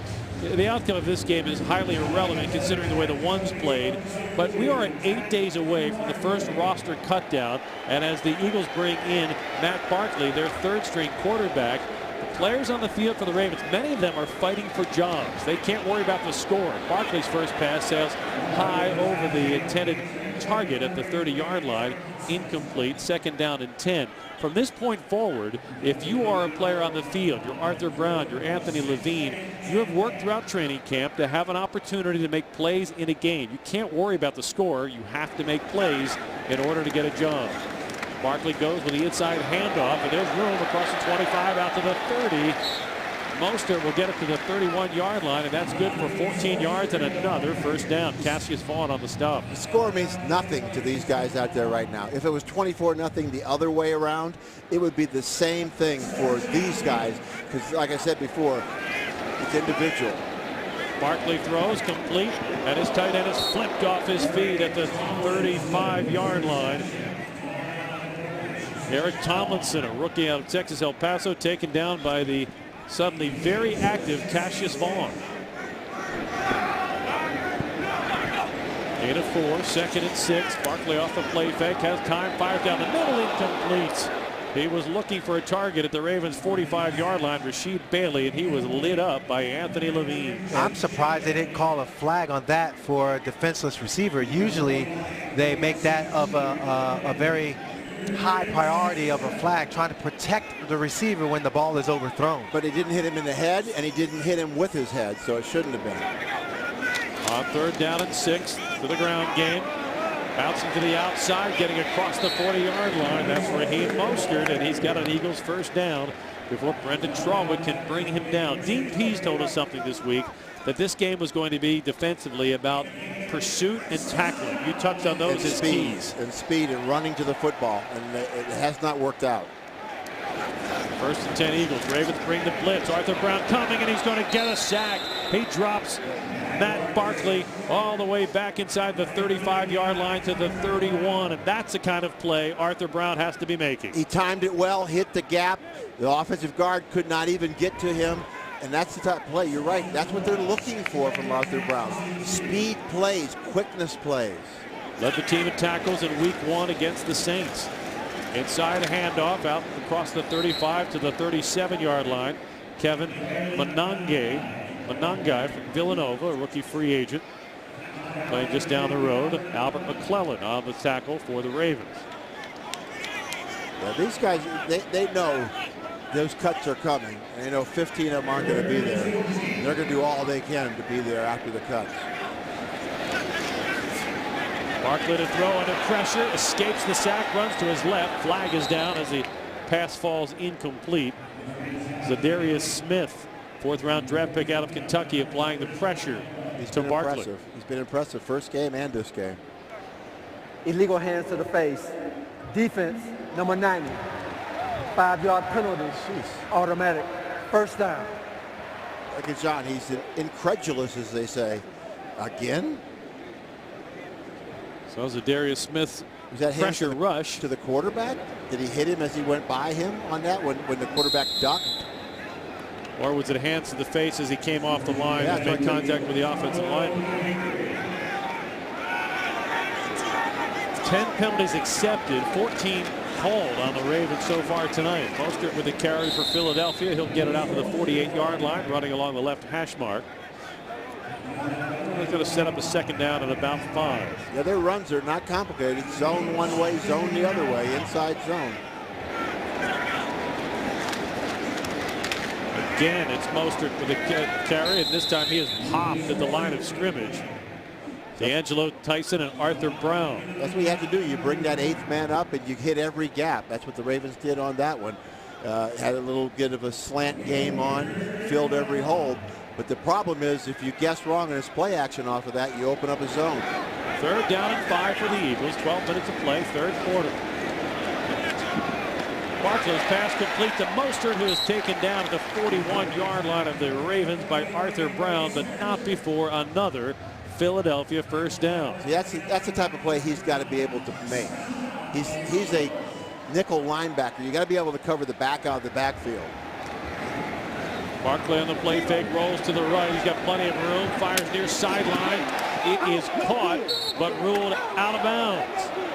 That was a vicious hit right there. Nice hit. Bailey came down with the ball, but Cassius Vaughn connected and drove him onto the chalk, incomplete. Yeah, you staying with it. You're trying to compete Just because the ball's in the air, the guy's up there making a catch, so what? You got to go ahead and fight for it. Although, as you look at this replay, yeah, looked like he caught it to me. I will say both feet are down. Yep. But see the bobble right there? They didn't hold possession. See, we got a different camera angle, and that camera angle said incomplete.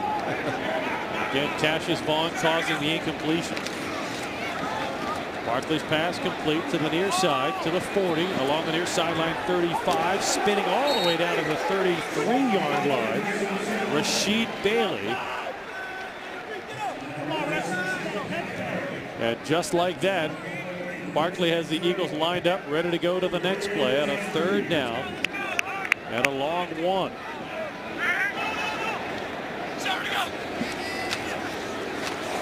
Barkley throws complete inside the 30, 25, 20 near sideline and pushed out of bounds. There's Rashid Bailey. Brendan Trowell shoves him out of bounds, but not before the Eagles move the chains and have a 1st down inside the Grillmates red zone at the Ravens 16-yard line.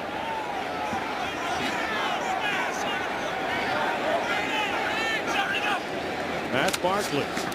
Play action, rolls right, throws, incomplete and almost intercepted by Cassius Vaughn. Boy, that ball popped through the hands of the intended target, Andrew Gleichert, into the hands of Vaughn, who couldn't hold on. This is a play you work on in practice. Well, it's a tip drill. Cassius Vaughn, he needs to make that splash play, turn the momentum of this game back in your favor by making that interception. I don't know that that's even possible. Mostert will carry off left tackle, and he's got nowhere to go. Christo Billikidi buries him for a loss of 1 back to the 17-yard line, where it will be 3rd down and long for Philadelphia with 10.5 minutes to play here in the 3rd quarter. Yeah, but you saw the tip play that the Eagles to start the game. That's how they got their first interception, and you're Q's right. You practice that almost every day as a defense, tipping the ball and then getting up and getting it. Barkley looking to throw on 3rd down, fires inside the 10, complete at the 5. And a flag is down, and it's going to be offensive interference negating this completion.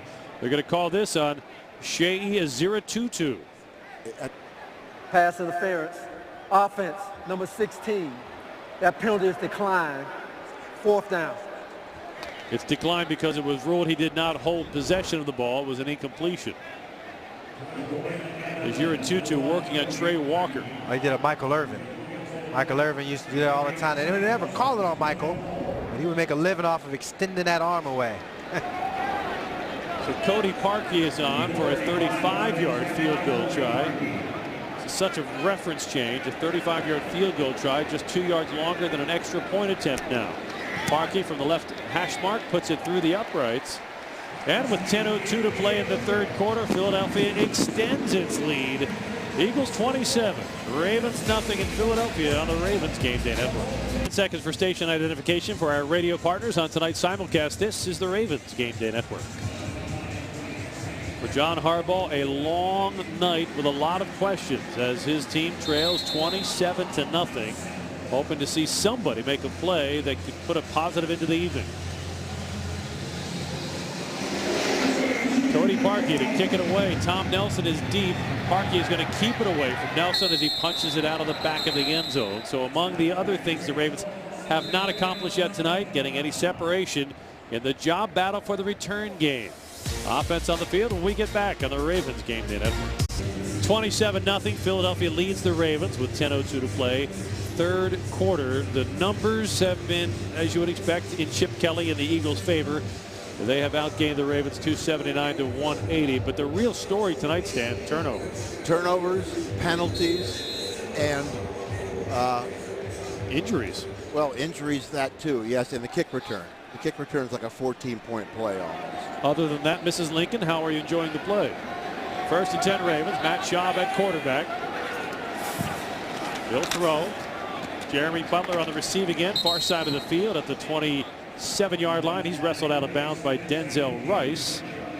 Yeah, the Ravens will have a 2nd down and 3. Q, if this were not such a lopsided score, that's the exact thing you're looking for in the Mark Trestman offense, a 2nd and 3, because in a regular season game, a closely contested game, that then is play fake territory.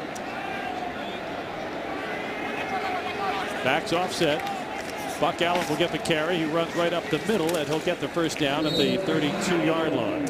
You know, Jerry, I think part of the production of this offense has been evident on first down, but we haven't seen the consistency of sustaining a drive. It seems as though that when Mark Trestman dials up something, and he has been dialing up some really good plays, the Ravens offense, whether it be protection, whether it be the interceptions, whatever, it's been a self-inflicted wound. I don't necessarily know if it's the Eagles so much as it's the Ravens hurting themselves.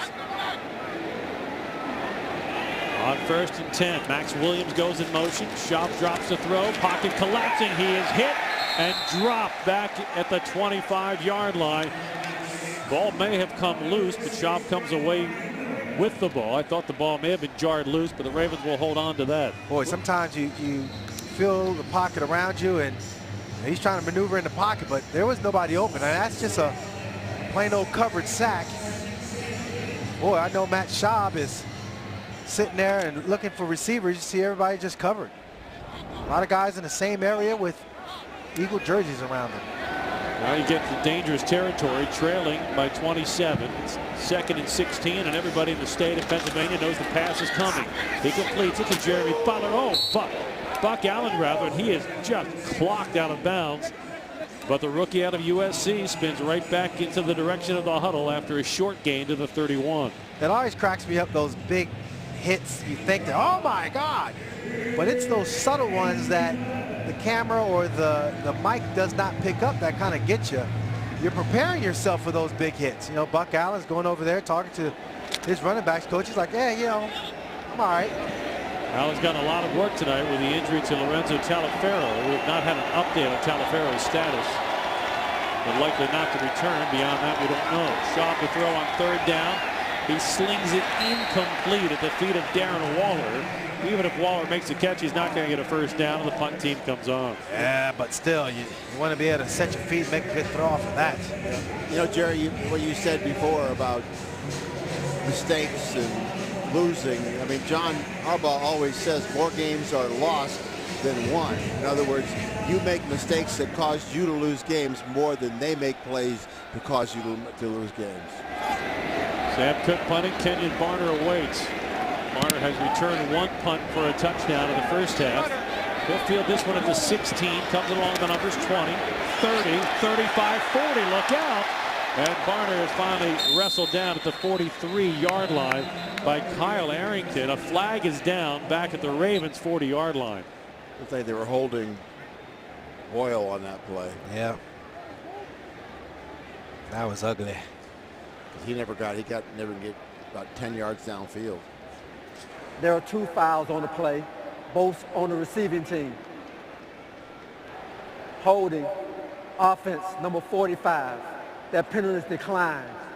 Holding, receiving team, number 35. 10-yard penalty from the end of the kick. Philadelphia keeps the ball. First down. And that'll negate a 27-yard punt return. 27-0 Philadelphia in front of the Ravens. 7:27 to play, 3rd quarter on the Ravens Game Day Network. Ravens fans, help support domestic violence victims and survivors through Hope Line from Verizon by dropping off your used cell phones and accessories to the Verizon booth on Ravens Walk before kickoff at the Ravens versus Rams game on November 22nd. Jerry Stan Q with you live from the broadcast booth presented by Verizon. It has been a long night for the Ravens. Offense, defense, special teams, every facet of this game. They trail 27-0. 7.5 minutes left in the 3rd quarter. Mostert will get the carry, room to run. He's across the 20-yard line and out to the 24-yard line before Arthur Brown can bring him down. But a penalty flag is down back in the Eagles' backfield.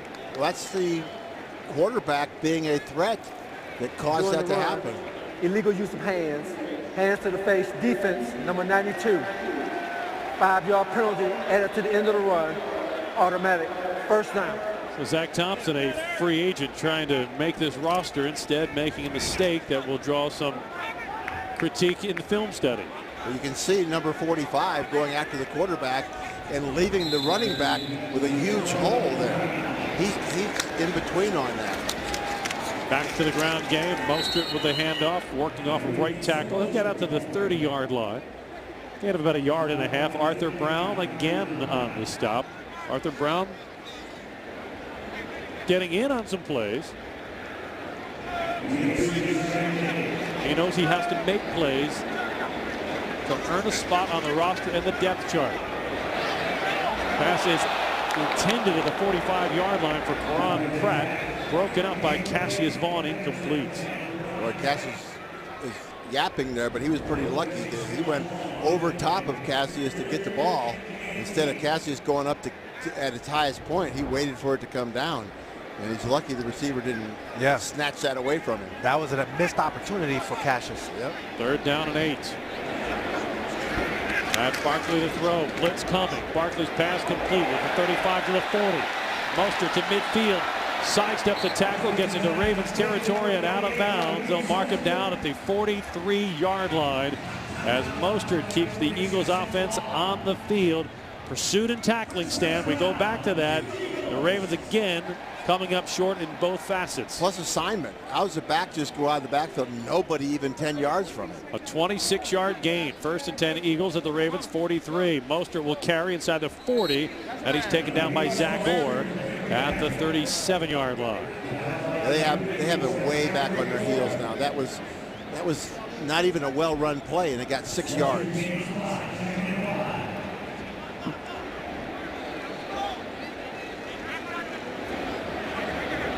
2nd and 5 for Matt Barkley. Just about 6 minutes left in the 3rd quarter. Barkley with all night to throw. His pass is complete inside the 20-yard line and down to the 17. Freddie Martino with his first reception of the night in front of Trey Walker. And the Eagles in the Grill Mates red zone again. Well, if you get 6 yards in first down, it makes it 2nd and 4, which means you're thinking run, and you don't get any pass rush, which is why I had all that time to throw. Barkley rolling to the right, looks back to the left, tucks, he'll run, and slides down as Zach Orr greets him with a shoulder. The crowd wanted a flag, none forthcoming. And Barkley with the slide will get the ball to the 12-yard line. Yeah, if that had been a starting quarterback, had been Tom Brady, you might have got a flag on. A suspension. Yeah. Yes. But with Tom Brady to be out there. The question remains. Barkley out of the shotgun, throws it, batted down at the line of scrimmage. Christo Billikidi got a hand on the ball, and the Eagles are looking at a 3rd down. Well, he never got off the line of scrimmage, but at least he got his hand up. He's playing, right at the line. He got his hand up. If you can't do anything else, get your hands up. You might hit the ball. I think that's what happened on that one. 3rd down and 5. Barkley wants to throw, pumps once, pocket collapsing, his pass is deflected, incomplete at the 7-yard line. It was intended for Rasheed Bailey, and Anthony Levine had the coverage and broke it up. Yeah, finally, good pressure and good coverage on the same play, forcing Sanchez to pump a couple times and then throw it late, and just a good job of staying with that little angle route. And we have not said that, I don't know, prior to this play, the combination of good coverage, good rush pressure. We haven't used good very much, just put it that way. Yeah. I think you mentioned that before. Kip Smith will attempt the 30-yard field goal try from the right hash mark. And Kip Smith hits a knuckler, and he knuckles it through the uprights. Well, the kick is good, but hope Kip has a backup plan in his career. Yes. 30-0, Philadelphia in front of the Ravens. 5 minutes to play 3rd quarter on the Ravens Game Day Network. Philadelphia, 4:55 left to play 3rd quarter. Kip Smith is a backup punter and showed all of a punter's kicking skill with a knuckler on a 30-yard field goal try to the delight of his teammates. Yeah, they didn't see it. They'll see it later, but that's why it's so hard to hit a knuckleball. You see how that ball floated and moved and everything, and you don't know which direction it's going to go. Hoyt Wilhelm would be proud. Name that came to mind for me too. I just didn't think anybody else remembered him. Kip Smith's kickoff will be booted at the goal line by Tom Nelson. Had a chance to pick it up on the hop, couldn't do it. He has to take a knee, and the offense will start from the 20-yard line when we come back. 4:55 to play, 3rd quarter. Ravens trail on the Ravens Game Day Network. They're offering collectible Ravens player cups with a new Ravens player each week for 6 weeks. Collect all 6 with the purchase of a large combo meal or a large soft drink purchase. So score big now, only at Burger King. Limited time only while supplies last. Here in Philadelphia, 4:55 left to play in the third quarter. A new quarterback on for the Ravens, Bryn Renner. Free agent out of North Carolina. He'll hand it off on first down. And Terrence McGee churns forward for a gain of maybe 2. Last week, Bryn Renner, 6 of 14 for 88 yards, but he had the winning touchdown on a rollout keeper that beat the New Orleans Saints. He would have to be John the Baptist caliber miracle worker to pull off comeback tonight. Hey, put points up on the board, look good, make the evaluation tougher for the coaches. And another penalty as the Ravens jump on the left side of the line. Offense, number 66, 5-yard penalty. Still second down. That's 3 penalties on Ryan Jensen, a guy who we all thought was really having a good camp, had a great week of practice in Philly, and like so many Ravens tonight has just not come together for him. That is what we have seen from the entire team. Great week of practice, that's all well and good. When the lights came on tonight here at Lincoln Financial Field, for whatever the reason, the light did not go on mentally with this ball club. John Harbaugh and his coaches are going to have some tough questions to ask out of this game. We'll get to that after Renner's first pass incomplete. Darren Waller, the target at the 25, and a miscommunication. I don't think Waller went far enough in for that ball as the defense was coming back. Back to John Harbaugh and his coaches. The first thing you're going to have to ask is, okay, was this just one of those nights? They're not going to take the easy way out. You're going to have to say, why were we that bad? That's what you have to come to terms with, is why were we that bad? It's not were you that bad, you know you were, but why? You have to come up with some answers so you don't carry that into the regular season. Renner to throw on 3rd and 13, check down to his running back, and a nice second effort by Terrence McGee to get the first down as he charges across the 30-yard line before Jordan Hicks can bring him down. Well, part of it is starting up front on the offensive and defensive fronts. There are a lot of guys that have missed their assignments offensive line wise. I think if you see this play here, you can see really sound protection, but now you're seeing a back make a play, make a guy miss, get out there in open field and get upfield for good production. McGee will get the carry, cuts it inside the numbers of the 30, gets out to the 34-yard line. That's a gain of 3.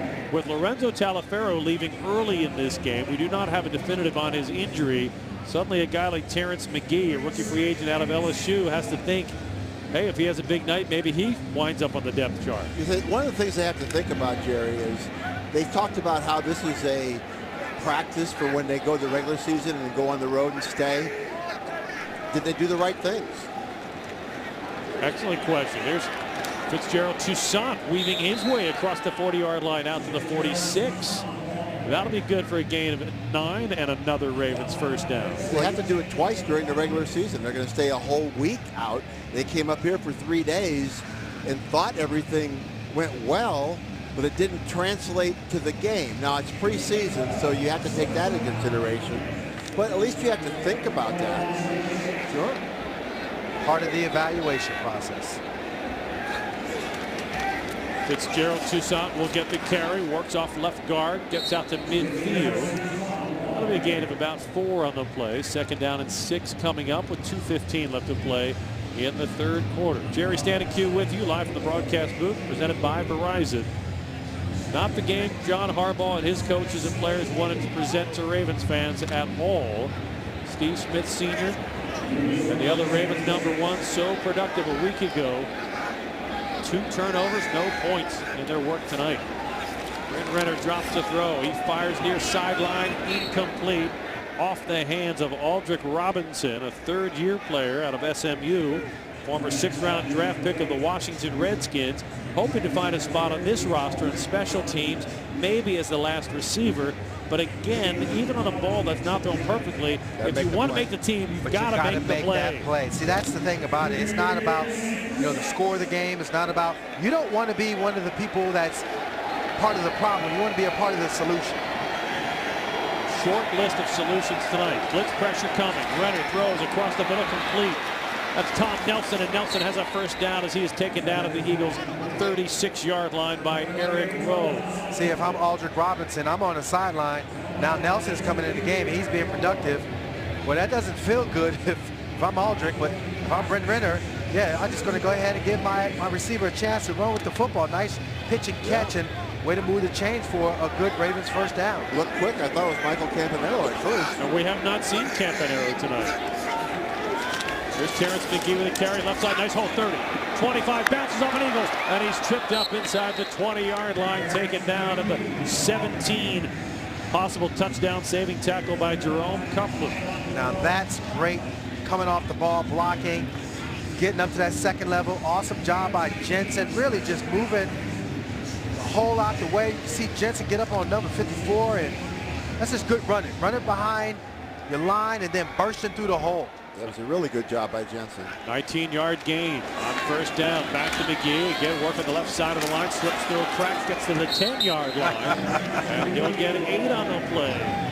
So Terrence McGee, a rookie free agent we mentioned out of LSU. He played in 40 games for the Bayou Bengals, but only had 1 start in college. And suddenly here, as we approach the final minute now of the third quarter, McGee sees an opportunity to make a name for himself. And here's the big thing I think he's doing, guys. He's not buying into the energy that has swallowed the Ravens sideline for obvious reasons. Well, he can't afford to, that's for sure. Fitzgerald Toussaint will get the carry. He weaves his way down close to the 5-yard line. He'll mark it at the 6. That'll be good for a first down, and it will bring us to the end of the third quarter. Fourth quarter in front of us. The Ravens on the move, but they have a lot of ground to catch up. They trail 30-0 on the Ravens Game Day Network. Week 2 preseason in Philadelphia. Very few smiles for the Ravens. It has been all Eagles. Philadelphia has just stymied the Ravens in all 3 phases of the game. 30-0 Eagles in the start of the fourth quarter. But the Ravens on the move in the Grill Mates red zone for the first time tonight. They have it first and goal at the Philadelphia 6. Bryn Renner looking for another touchdown drive. Give it to McGee. Spins out of 1 tackle, but he'll be stopped at the line of scrimmage for no gain. So Bryn Renner, who closed out against the Saints with a touchdown on his last drive at quarterback, trying to open up here against the Eagles in the fourth quarter with another touchdown drive. It will be small satisfaction to the Ravens organization, because this was a game in which there have been very few positives. And let's be completely honest, you're not building your upcoming season around Bryn Renner.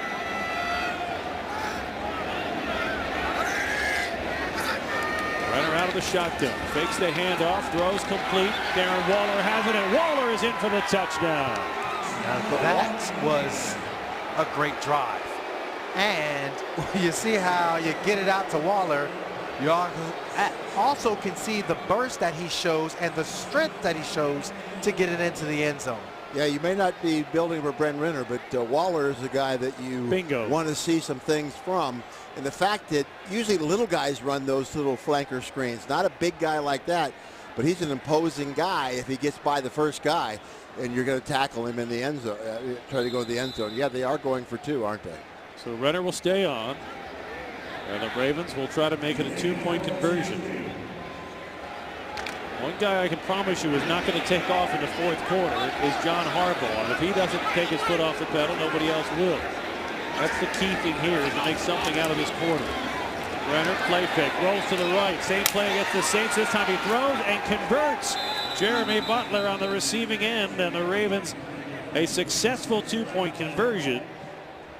And Bryn Renner gets the first smile of the night from John Harbaugh, but a flag is down. Oh, wow.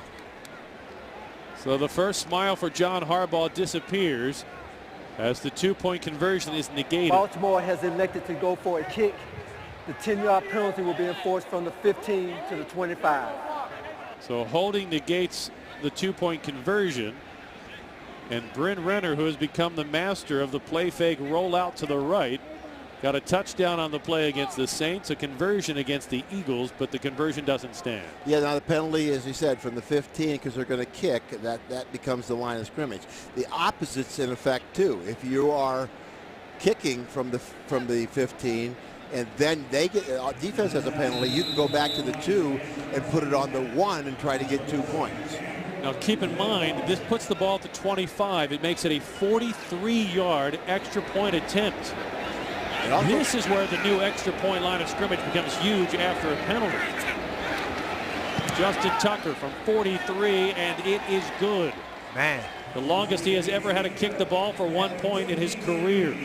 That's a good kick of a pineapple right through the uprights. And it wasn't a rouge. Flanker screen to Darren Waller for the touchdown.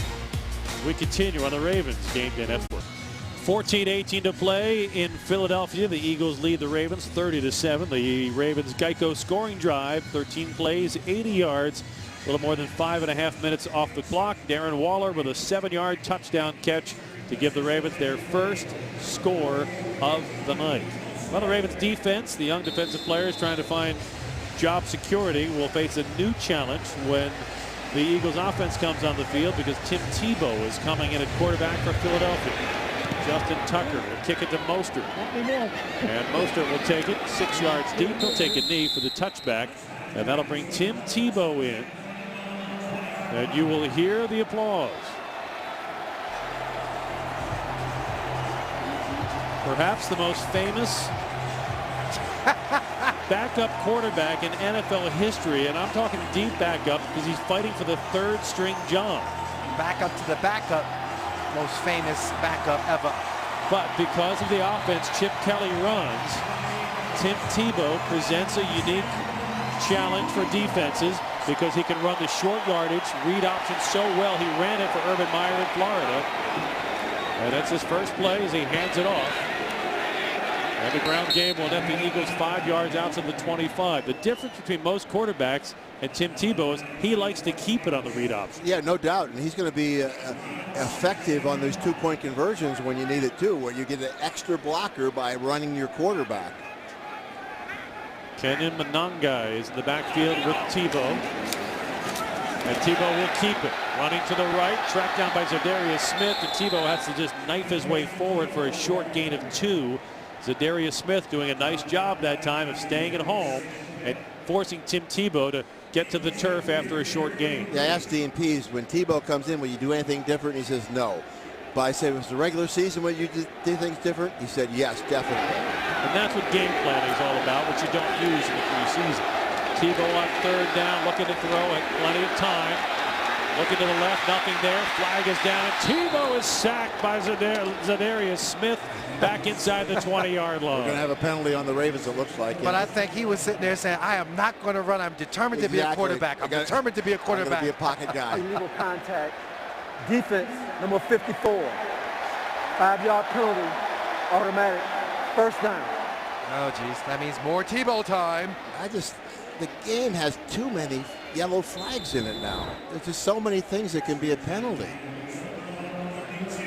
Well, he does stay in the pocket here, Q. No doubt about that, because it looked like he could have run there a couple times, but I'm a quarterback. On first down, Tebow hands it off. Kevin Monangai will carry short gain to the 35-yard line. Pickup of 2.5, 3 yards. Carl Davis brings him down. The fact that Tebow stayed in the pocket not only gave Zadarius Smith a chance to get a sack, but really Tebow's the guy, if you were game planning, you would be game planning to take the run away from him and make him beat you with a pass. Well, no doubt. Monangai sweeping, a flag is down, Monangai fumbles, and the Ravens have recovered at the 35-yard line. Boy, Micaiah Reynolds fell on the loose ball at the 35-yard line. Micaiah Reynolds was picked up in week 2 of training camp. Holding. Offense, number 63. That penalty is declined. The result of the play is a fumble recovery by Baltimore for a first down. So the Ravens force their first turnover of the night. They'll give the ball back to the miracle worker, Bryn Renner, when we come back. 12:34 to play in the ball game. Philadelphia 30, Ravens 7 on the Ravens Game Day Network. Trying to play catch-up mode, trailing 30-7 with 12.5 minutes left to play. Darren Waller's 7-yard touchdown reception on the last possession. Clearly the offensive play of the game. And we just saw the defensive play of the game too. Albert McClellan making a play, running down the back and causing a fumble. And they were we talked about Zach Orr and Arthur Brown. That's another inside linebacker, McClellan, on the bubble too. Runner on first down, hands it off. Terrence McGee with a short gain behind the right side of the offensive line. Alfie Hill brings him to a halt after a gain of maybe half a yard. Well, you got to say tonight was a learning experience for the offensive line. You can also say it was a learning experience for Reynolds, that as opposed to diving on the ball, scoop that thing up, young man, and keep on running. Yeah, make a play. Yes. Then get on the sideline and put the oxygen mask on. You look cooler. Yeah, you shouldn't be using the oxygen mask after you fall on the ball. It's after you run that you need the oxygen. Bryn Renner wants to throw on second down, flush from the pocket. He'll run and slides down at the 31-yard line. Yeah, run. You know, that's one of those things, yes, Joe Flacco get down. If you're Bryn Renner, just keep going. Yes. Yeah, well, I think self-preservation takes over for Bryn. He's like, live to fight another day. I could sling the ball down the football field, but I'm no good if I'm sitting here banged up. Self-preservation over job preservation, is that what you're saying? Hey, maybe I can find a practice squad somewhere. Yeah. 3rd down and 7. Renner out of the shotgun. 3 receivers set. Nelson is in the slot to the left. Renner looks right. He throws, and it is complete at the 25-yard line. DeAndre Carter made the reception. This is going to come down to a spot. Oh, they're giving it to him. Oh, they're going to put it on the line. And they'll say it is good for a first down. Wow. So DeAndre Carter trying to beat the odds and find a roster spot on John Harbaugh's team. Keeps the offense on the field. I'll bet Renner's dad was saying run at that point. Make a play. Give us to McGee. Gets around the left edge. He's to the 20. 10. 5. Angling for the pylon. He's going to be marked down at the 1-yard line. They got a flag on the edge. Flag is down. I bet it's on the edge. The edge was so well blocked that maybe there was holding out there. Yeah, I think so. Holding. Offense, number 65. 10-yard penalty. Replay, first down. Nick Easton, a rookie free agent out of Harvard, a kid who should know better. Oh, Nick.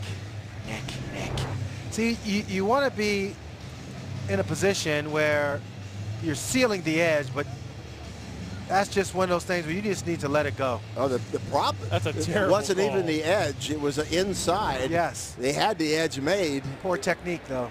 Yeah. Got to have that better footwork. Man, that's a shame because that block had nothing to do with that run. Well, the Ravens with 15 penalties. That's 15 accepted. Yeah, they probably have close to 20. Backs them up. 1st and 18. Renner on the short drop, pumps once. Now he'll throw to Toussaint out of the backfield. He's at the 30-yard line. Big hit on Fitzgerald Toussaint as he is stopped after a 2-yard pickup to the 30. Travis Rossetti lowering the boom on Fitzgerald Toussaint. Yeah, I like how the backs have played tonight. Very physical. Forsett started the game off extremely well. I think set the tone. Say what you want about the performance of the offense, but the backs tonight have played extremely well. 2nd and 15. Bryn Renner in the shotgun. 2 receivers to the left. Renner flush from the pocket, running to the right. He's going to run it 30, 25, and steps out of bounds at the 23-yard line. And set up a 3rd and about 8 for the former North Carolina Tar Heel. And most likely 4-down territory here, or 4-down situation in the game. Don't think there's any doubt about that. Yeah. Michael Campanaro, we haven't seen today, in a T-shirt on the sidelines. He practiced all week. He was not on any injury reports. I don't know if the coaches just wanted to give some other players opportunities tonight. The coaches don't have to release the injury report in preseason, but we don't know why he is not in uniform. There's a flag. Eagles are offside. Free play for Renner. He fires, incomplete and almost intercepted as it bounced off the hands of DeAndre Carter. See, I don't know if that was an option route or not, because DeAndre Carter turned Outside. out. Defense, number 78. 5-yard penalty, still 3rd down. He turned out while Bryn Renner turned in, and that was just a good job of using the snap count as a weapon. Get a quick, free 5 yards. Yeah, that was just an option route. You got to make that catch, though. Hit you in the hands. Yep, that's a catch you got to make. If you want to play in this league and you are getting playing time in the fourth quarter of the preseason, that tells you have to make the catches. You're not going to get any grace period. You're not a #1 pick. Renner to throw. On 3rd and short, complete to Tom Nelson. And Nelson, with great sense of field position, darts to the 13 and picks up the first down. And see now, every time there's a mistake by somebody, you bring in Mr. Reliable, number 84, and he comes in and just ho-hum, makes a play. Tom Nelson is converting from the defensive side of the ball as a safety and moves over to the offensive side of the ball as a wide receiver. Very difficult transition to do, but he has shown himself very capable of doing it. Terrence McGee in the backfield. He'll get the carry. Cuts behind the right tackle inside the 10. And he backs his way down close to the 7-yard line. Travis Ricidi on the tackle. And Terrence McGee is a guy who is playing for a livelihood. Now, this has been a long night for the Ravens. It's been an ugly night. We've covered all that. Yeah. But McGee is one of a handful of guys who has started to just kind of pop out a little bit. Arthur Brown, we've called his name a lot. Cassius Vaughn on defense. But Terrence McGee now 8 carries, 35 yards. Should have had a 19-yard run to the 1-yard line. That was called back. He'll get the carry, working behind the center, cuts it inside the 5 and down to the 2. He'll be just shy of the first down.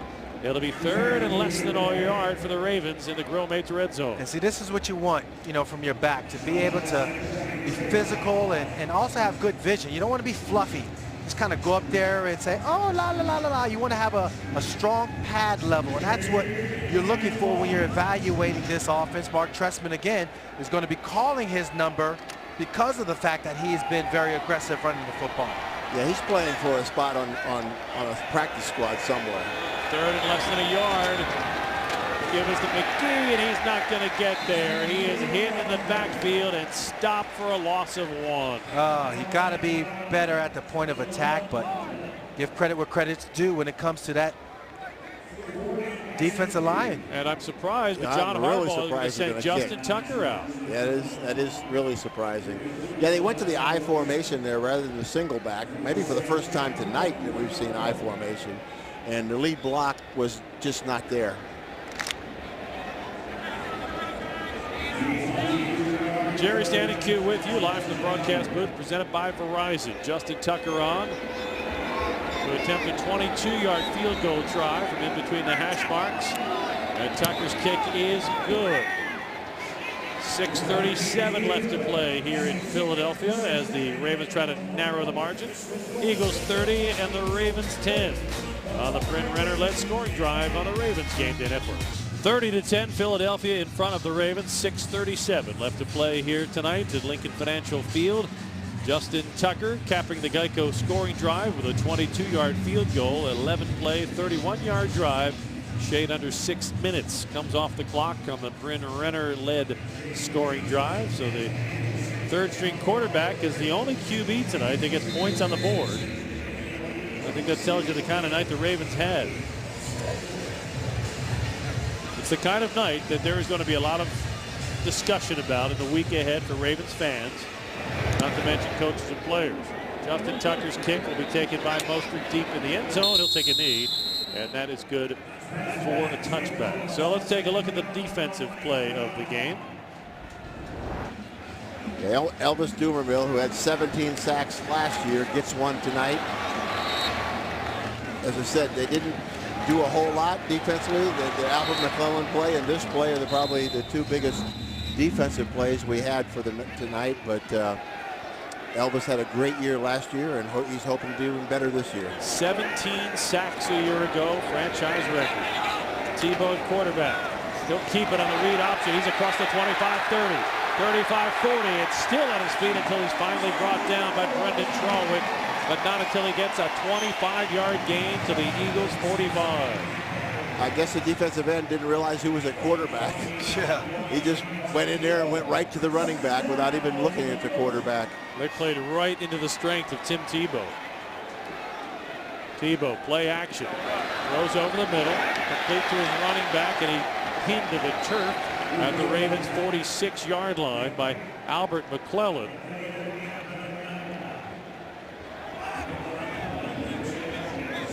Anything Tim Tebow does seems to rile the crowd up a little bit. Kevin Monangai on that last reception.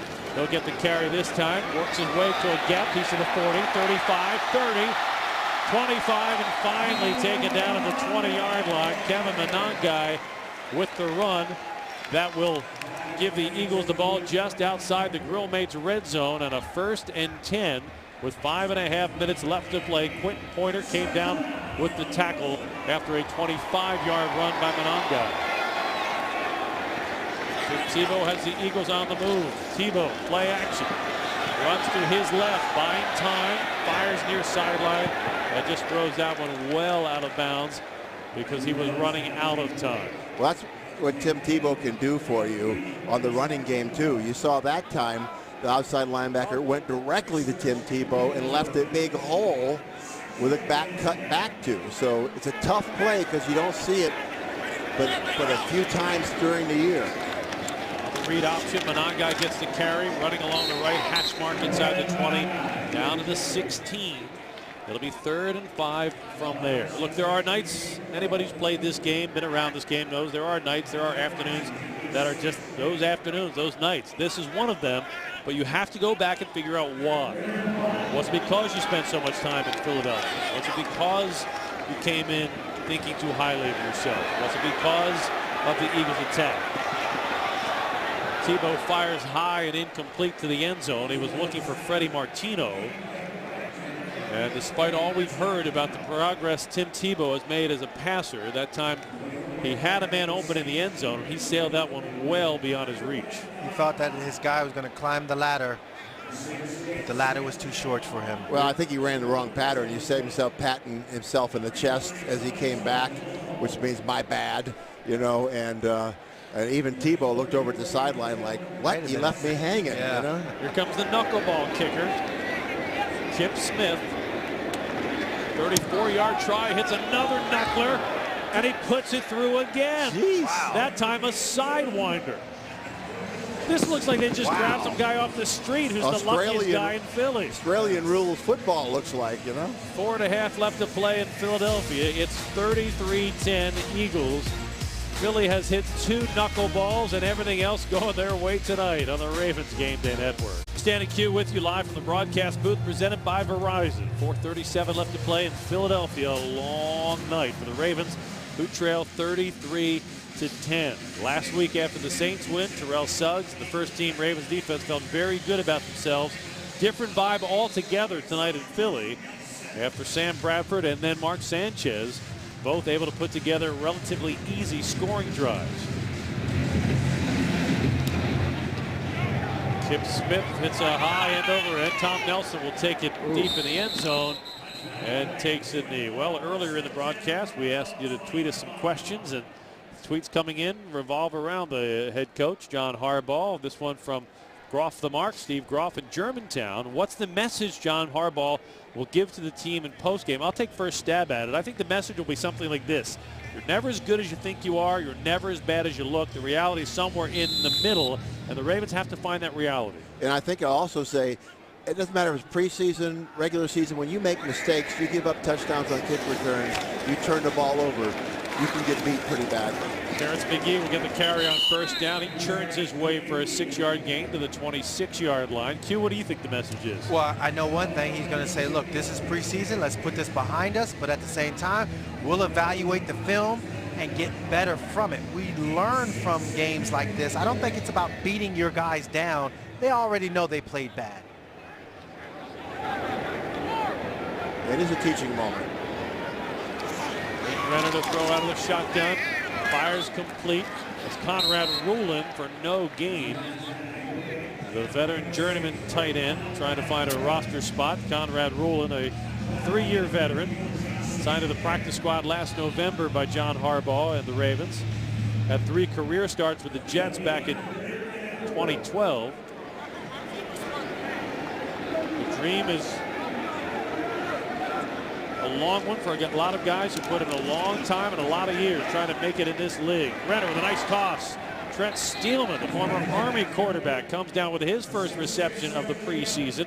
and that'll move the chains at the 45-yard line with under 3.5 minutes left to play. I mean, there have been some bright spots out on the football field tonight. It just hasn't been as many as you would have liked, and clearly the scoreboard shows that. But guys like McGee, plays like that, Renner pitch and catch to Stillman, and that's something that you look at and you say, okay, good, at least I've been doing my job and doing it effectively. Renner on first down, sidesteps a sack, sprint to the left, and he's going to get out of bounds right at the line of scrimmage. May have lost a yard on the play, in which case it's a sack. Travis Ricidi will pick up the sack for the Philadelphia Eagles. Well, we saw Marlon Brown make a couple back shoulder catches. Good to see him back in the flow of things. We saw Darren Waller make a big play. So we've seen some spots, but just the mistakes, you just can't overcome that many mistakes. Second down and 11. Renner steps up in the pocket, throws down the seam, and it is caught. A flag is down on the receiving end. DeAndre Carter, and this could be helmet-to-helmet contact. Yeah, it is. The referees are actually telling Carter to come off the field. Yes, they want him to be checked. Concussion protocol. Yeah, you could see where he was getting up a little bit slow. Evans Randall is the Eagle who collided with DeAndre Carter, an 18-yard gain. Personal foul, unnecessary roughness, defense number 41, contact on the defenseless receiver, 15-yard penalty from the catch, automatic, first down. For our radio partners on tonight's simulcast, let's pause 10 seconds for station identification. This is the Ravens Game Day Network. 2:52 left to play here in Philadelphia. The Eagles have led this one from the start, and they are in control, 33-10. Ravens on the move. Brent Renner at the helm. First and 10 following the penalty. Puts the ball at the Philadelphia 23. Fitzgerald, Toussaint in the backfield, and the right tackle jumps for the Ravens. False start. Offense, number 78, 5-yard penalty, still first down. It's Marcel Jones. It's mental. That's unacceptable. That's where, as a coach, you get very bothered. If I'm John Harbaugh, I'm just bothered by that, because you should know the play, you should know the snap count. That's football 101. That's what gets your team to beat when you're not ready to just do the basics. Backs the ball up to the Eagles 28. Renner throws incomplete. He was looking for Tom Nelson on the quick out. And that time Renner let the ball sail out of his hands. Incomplete. The other big concerns and question coming out of this week 2 soon to be lost to the Eagles, the injuries. Oh yeah. When the Ravens came in, John Harbaugh knew he already had some injuries along the offensive line. They leave with more. Eugene Monroe, we've seen with his left hand in an ice pack. Lorenzo Taliaferro, left in the first half, has not returned. Renner throws on second down, near side, caught, and in for the touchdown. Daniel Brown, the former Duke from JMU, with a beautifully thrown ball by Brent Renner. Wow, I tell you what great poise by Brown to just go and snatch the ball out of the air. You could just see, I'm gonna late hands it, but he gets it at his highest point. He shields the ball away from the safety coming over to try to knock it and dislodge it, and just walks right into the end zone. That was an awesome job by Brown and Brenner. Yeah, good concentration, because it went right through the hands of the defensive back, and he kept his eyes on the football. That was a terrible job of me pronouncing Brent Renner's name. I kind of combined it for Brenner, but it's Brent Renner. And the Ravens will go for 2 with 2:44 left to play. Give us to McGee, left side, he's got a hole, and he is going to be in, but a flag follows him into the end zone for the good conversion. Oh, come now. The last 2-point conversion was negated by a flag. Let's see if this one is too. Got to be on the Ravens. Personal foul, unnecessary roughness, roll-up block. Oh. Offense, number 86, 15-yard penalty, replay the try. It's Conrad Ruland, a backup tight end. So once again, the Ravens will take a 2-point conversion. 15-yard penalty will be assessed from the 15-yard line to the 30. And now you're looking at a 48-yard extra point try. Now this is significant. Huh? Yeah. You know, it has nothing to do with the outcome tonight. But let's fast forward into the regular season. If this scenario plays out in the regular season, all of a sudden you're either going to go for a 17-yard two-point try or a 48-yard extra point attempt. Think about if it's in Pittsburgh late in the year in bad weather. And a one-point game. Yeah, You're getting some foreshadowing of what could be dramatic plays in the regular season. 48-yard extra point attempt for Justin Tucker, and Tucker puts it through. No pineapple kicking there. Right through the uprights. Great job. 33-17. This final score is going to look a lot better than most of this game did. 2:44 left to play. The Geico scoring drive. 8 plays, 80 yards.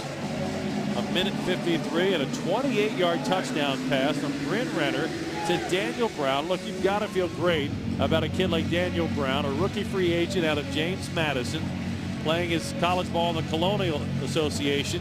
His first reception in an NFL game, and Q, it's a big touchdown grab where he showed a lot of skills. Yeah, I love the fact that, number one, he ran the route with conviction, got on top of the DB, but then you see the safety coming over. Great poise by him of catching at his highest point, shielding the ball away from the defender and getting into the touchdown. That's a good evaluation process. If I'm sitting there looking at the film saying, great job, young man. And Stan, 2 weeks ago, I would have said Bryn Renner has no shot of making it in the NFL. And having watched him play in 2 games now, I'm starting to think he could be a practice squad quarterback for a team in this league. Well, he most likely will be for this team. I mean, you need a practice squad quarterback. You don't want your 2 quarterbacks throwing all the passes in practice, especially when you're running a scout team all the time. So I think he's earned the respect of these players and of the coaching staff, and that's what they want with your 3rd-string quarterback. Now, if something happened to one of those 2, would they bring him up or would they go get a veteran? I don't know at this point, but they're going to try an onside kick here. Nice numbers for Renner tonight, 10 of 13. And a very well-thrown touchdown pass. Justin Tucker's extra point try. It'll bounce and be scooped up by the Eagles at the 40-yard line. And coming up with the recovery was Jerome Copeland. He alertly popped to his feet and started to run in the direction of the end zone, but the official blew the play dead, saying a Raven had touched him. Luckily, because it's suspect whether he touched. That's the type that goes for a touchdown. Right. That the fumble, the kick was recovered by the receiving team, and he was down by contact at that spot. First down, Philadelphia. Oh, boy. I don't know where the contact was. I got news for you. If that's a regular season call, Chip Kelly would be ballistic. Yeah. Swing and a miss by Jerome Bogar and company. That is a special teamer's dream when you're an up man on a onside kick, and you not only recover it, but you recover it on the fly. The closest Raven to him was Kiero Small. Might have got back the jersey. Fullback. Maybe. I don't know hair about of his that. chinny chin chin. Yeah. It was Justin Tucker was the only one that was reacting to him running. And you can't challenge it because the whistle blows the play dead. Exactly. Tim Tebow running the read option, hands it off to Mostert, who slams his way down to the 32-yard line. That's a 9-yard gain. And we have the visual evidence that Kiero Small did get a forearm on the Eagles player who recovered the onside kick. Tebow to throw us, plenty of time. Now he runs to his left, signaling to his receivers, and has to lob the ball out of bounds. That's where his problem is. He had one receiver he looked at, then he didn't know where to go after that. You know, you have to be, you know, you have to go 1, 2, 3, not just one. And if you cover him, then I don't know where to go quick enough. And for a guy who has played as long as Tebow has, you would think he would have picked that up by now. 3rd and short. Mostert will carry inside the 30 to the 20, 15, 10, and he's shoved out of bounds at the 5-yard line by Nick Perry. And once again, the Eagles in the Grillmates red zone with 2:06 left to play. It'll be 1st and goal, Philly from the 4. And that's what he does. He makes the running game a whole lot better. He takes up a blocker. Tebow quickly with a snap. He'll keep it, rolls to his left, tucks it, runs, angles for the pylon, and Tim Tebow is in for a touchdown.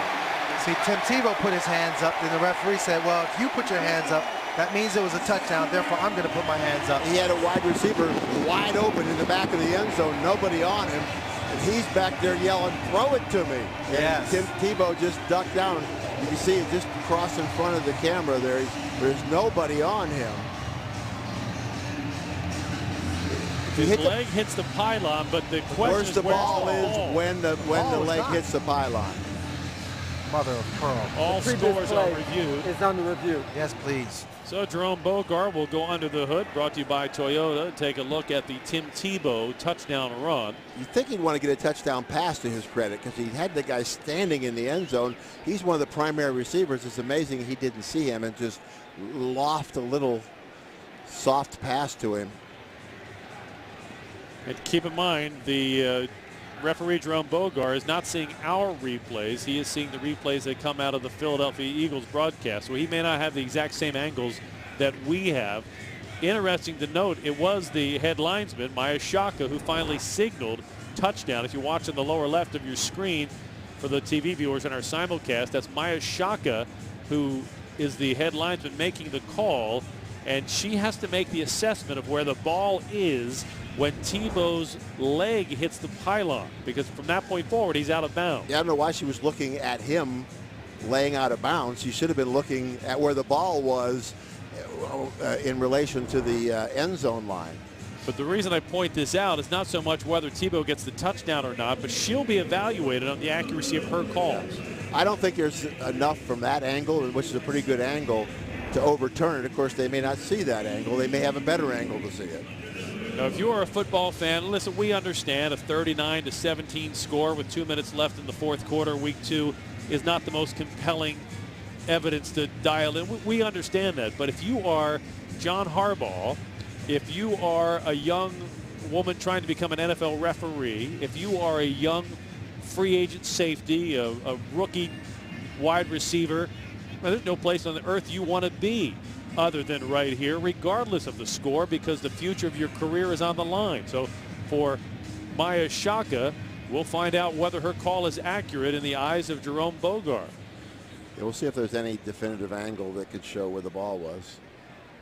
After reviewing the play, the runner was short of the goal line at the half-yard line. See, should have thrown it in. Ball replaced at the half-yard line. We'll now have the 2-minute warning. 1:59 left to play in Philadelphia. It's the Eagles 33, the Ravens 17 on the Ravens Game Day Network. Good evening, I'm Pete Gilbert. The best news about tonight's game for the Ravens, it does not count, but we will still break it down in the post-game show. Truck guys working hard to find some highlights. Fourth quarter certainly helping with that. Plus, we'll have some interviews and find out just what this game means for this team going forward. Meantime, let's go back up to the booth. Jerry standing cue. Thank you, Pete. For John Harbaugh, it will be a long week with his coaches in the week ahead. They not only have to try to figure out what went wrong tonight, they have 8 days until the first roster cut down. Following next week's third preseason game against the Redskins, the Ravens have to cut their roster down to 75. After the review, Tim Tebow with the Eagle offense back on the field. And this is Tebow territory. 2nd and goal from the 1. Mostert in the backfield. Give us to Mostert, and he will slam into the middle of the line, pushing forward, and now the Eagles do have a touchdown. Yet another touchdown. That will push the score to 39 points with the extra point pending.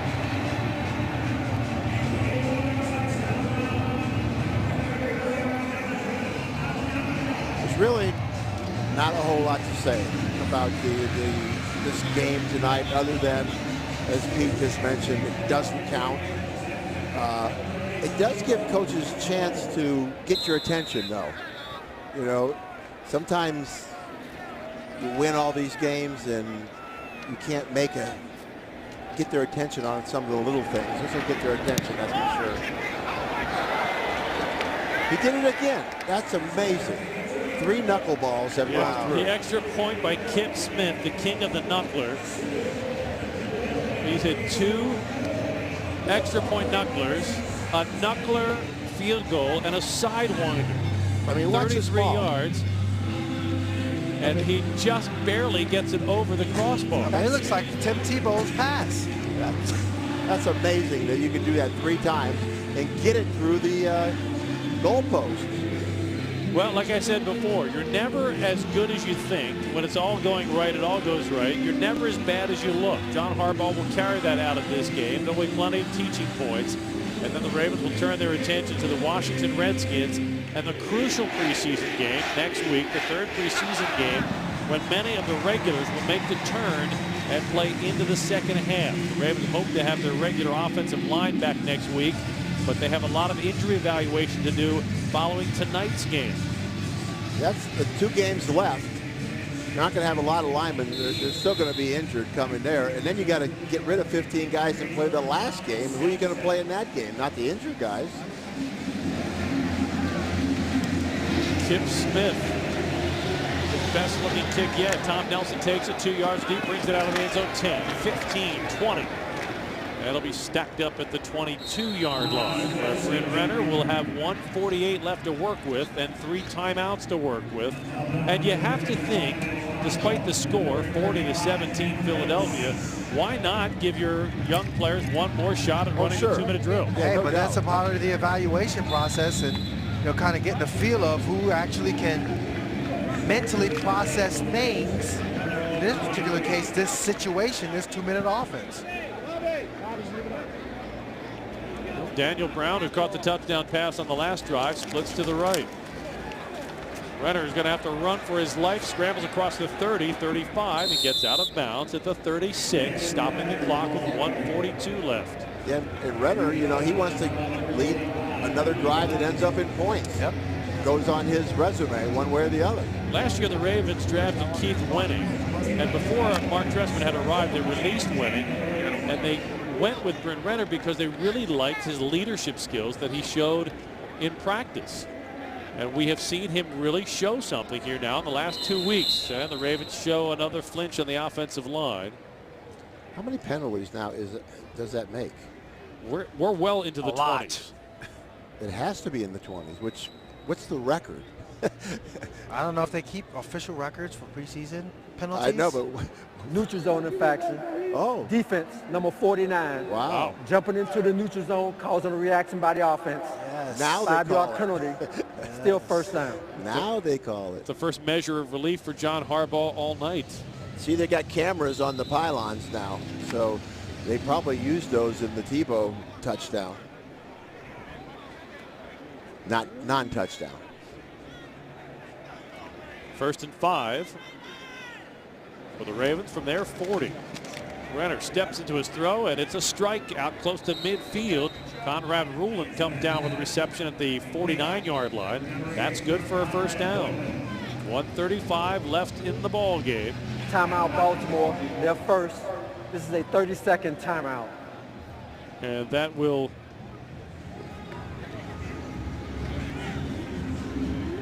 give Mark Trestman a little more study time with Bryn Renner. We invite you to join the Ravens on October 5th for a Purple Evening presented by Giant Foods. It's the perfect ladies' night out at M&T Bank Stadium. Learn football skills, get exclusive access to the stadium, player autographs, and more. Visit BaltimoreRavens.com/purple to purchase your tickets. Q, you'll be there at Purple Evening. I shall be there. Yes, I love that. I was actually there last year. It was awesome. It's a great event. It is a great event. We encourage you to come on down and enjoy it. Bryn Renner to throw. Pumps once, fires. Nice reach back grab by Conrad Rulin at the Eagles' 45-yard line. And the Ravens will take another timeout.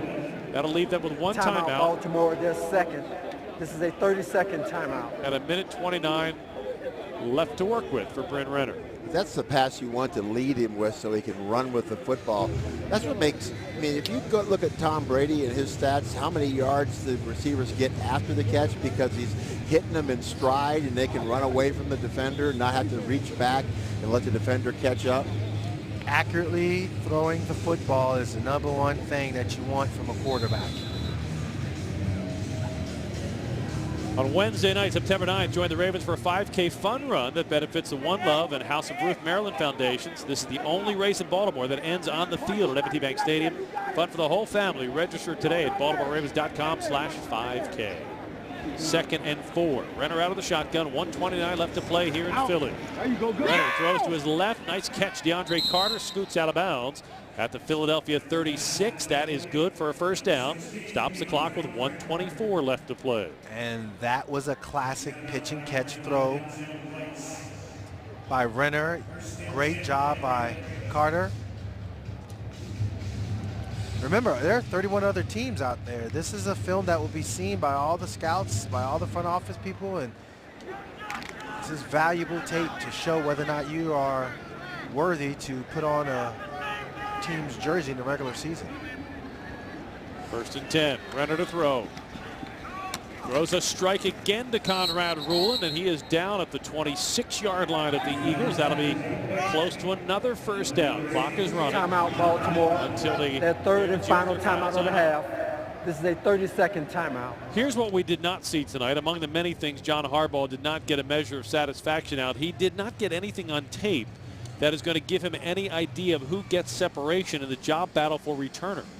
Yeah, that was the disappointment, because I wanted to see guys step up and make some plays. I saw some mishandling of the football, and a kickoff return, you should never mishandle it, but that's a part of the tough process of trying to figure out who's going to be back there making this roster as the main returner.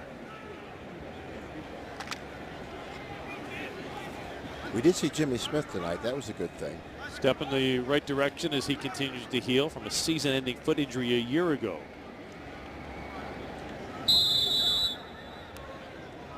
Renner now with 1:19 to work with, no timeouts remaining. The former Carolina Tar Heel looking left. He's in the crowd, and he's going to be sacked back at the 30-yard line. Flags are down. Certainly can't go slide in the pocket like that, can you? You want to get out of the pocket and get rid of the ball. Yes. You just got to throw it out of bounds. Get out of the pocket and throw it. There are 2 fouls on the play. Holding, offense number 69. Illegal contact, defense number 41. These fouls offset. Replay, first down. That was a break because the clock would be running. And that leaves John Harbaugh with 1:13 left.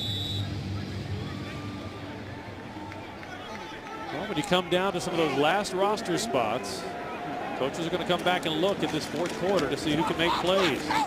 Fitzgerald Toussaint with a reception out of the backfield, and he scrambles out of bounds at the 17-yard line, about 2 yards shy of the first down. Renner showed some good arm strength because all these are sideline patterns where you got to throw the ball a long way for a relatively short gain, but he's got the ball there on time and allowed the receiver to run out of bounds with it. I'd say he's been the most pleasant performance of the night. Right behind McGee. Terrence McGee played well. I thought Arthur Brown made a lot of plays. There's a short list of accolades. Renner's throw to the end zone. It's going to be through the hands of DeAndre Carter and almost into the hands of an Eagle defender, Ed Reynolds. I tell you what, if you come down with that play, you move up the depth chart in the minds of the coaches. Don't make that play, kind of start saying, well, yeah, we just figured that was that kind of a guy. Yep, we were right. Yep. Yeah, exactly. I mean, not only for this team, but for other teams that are looking. 3rd down and 1.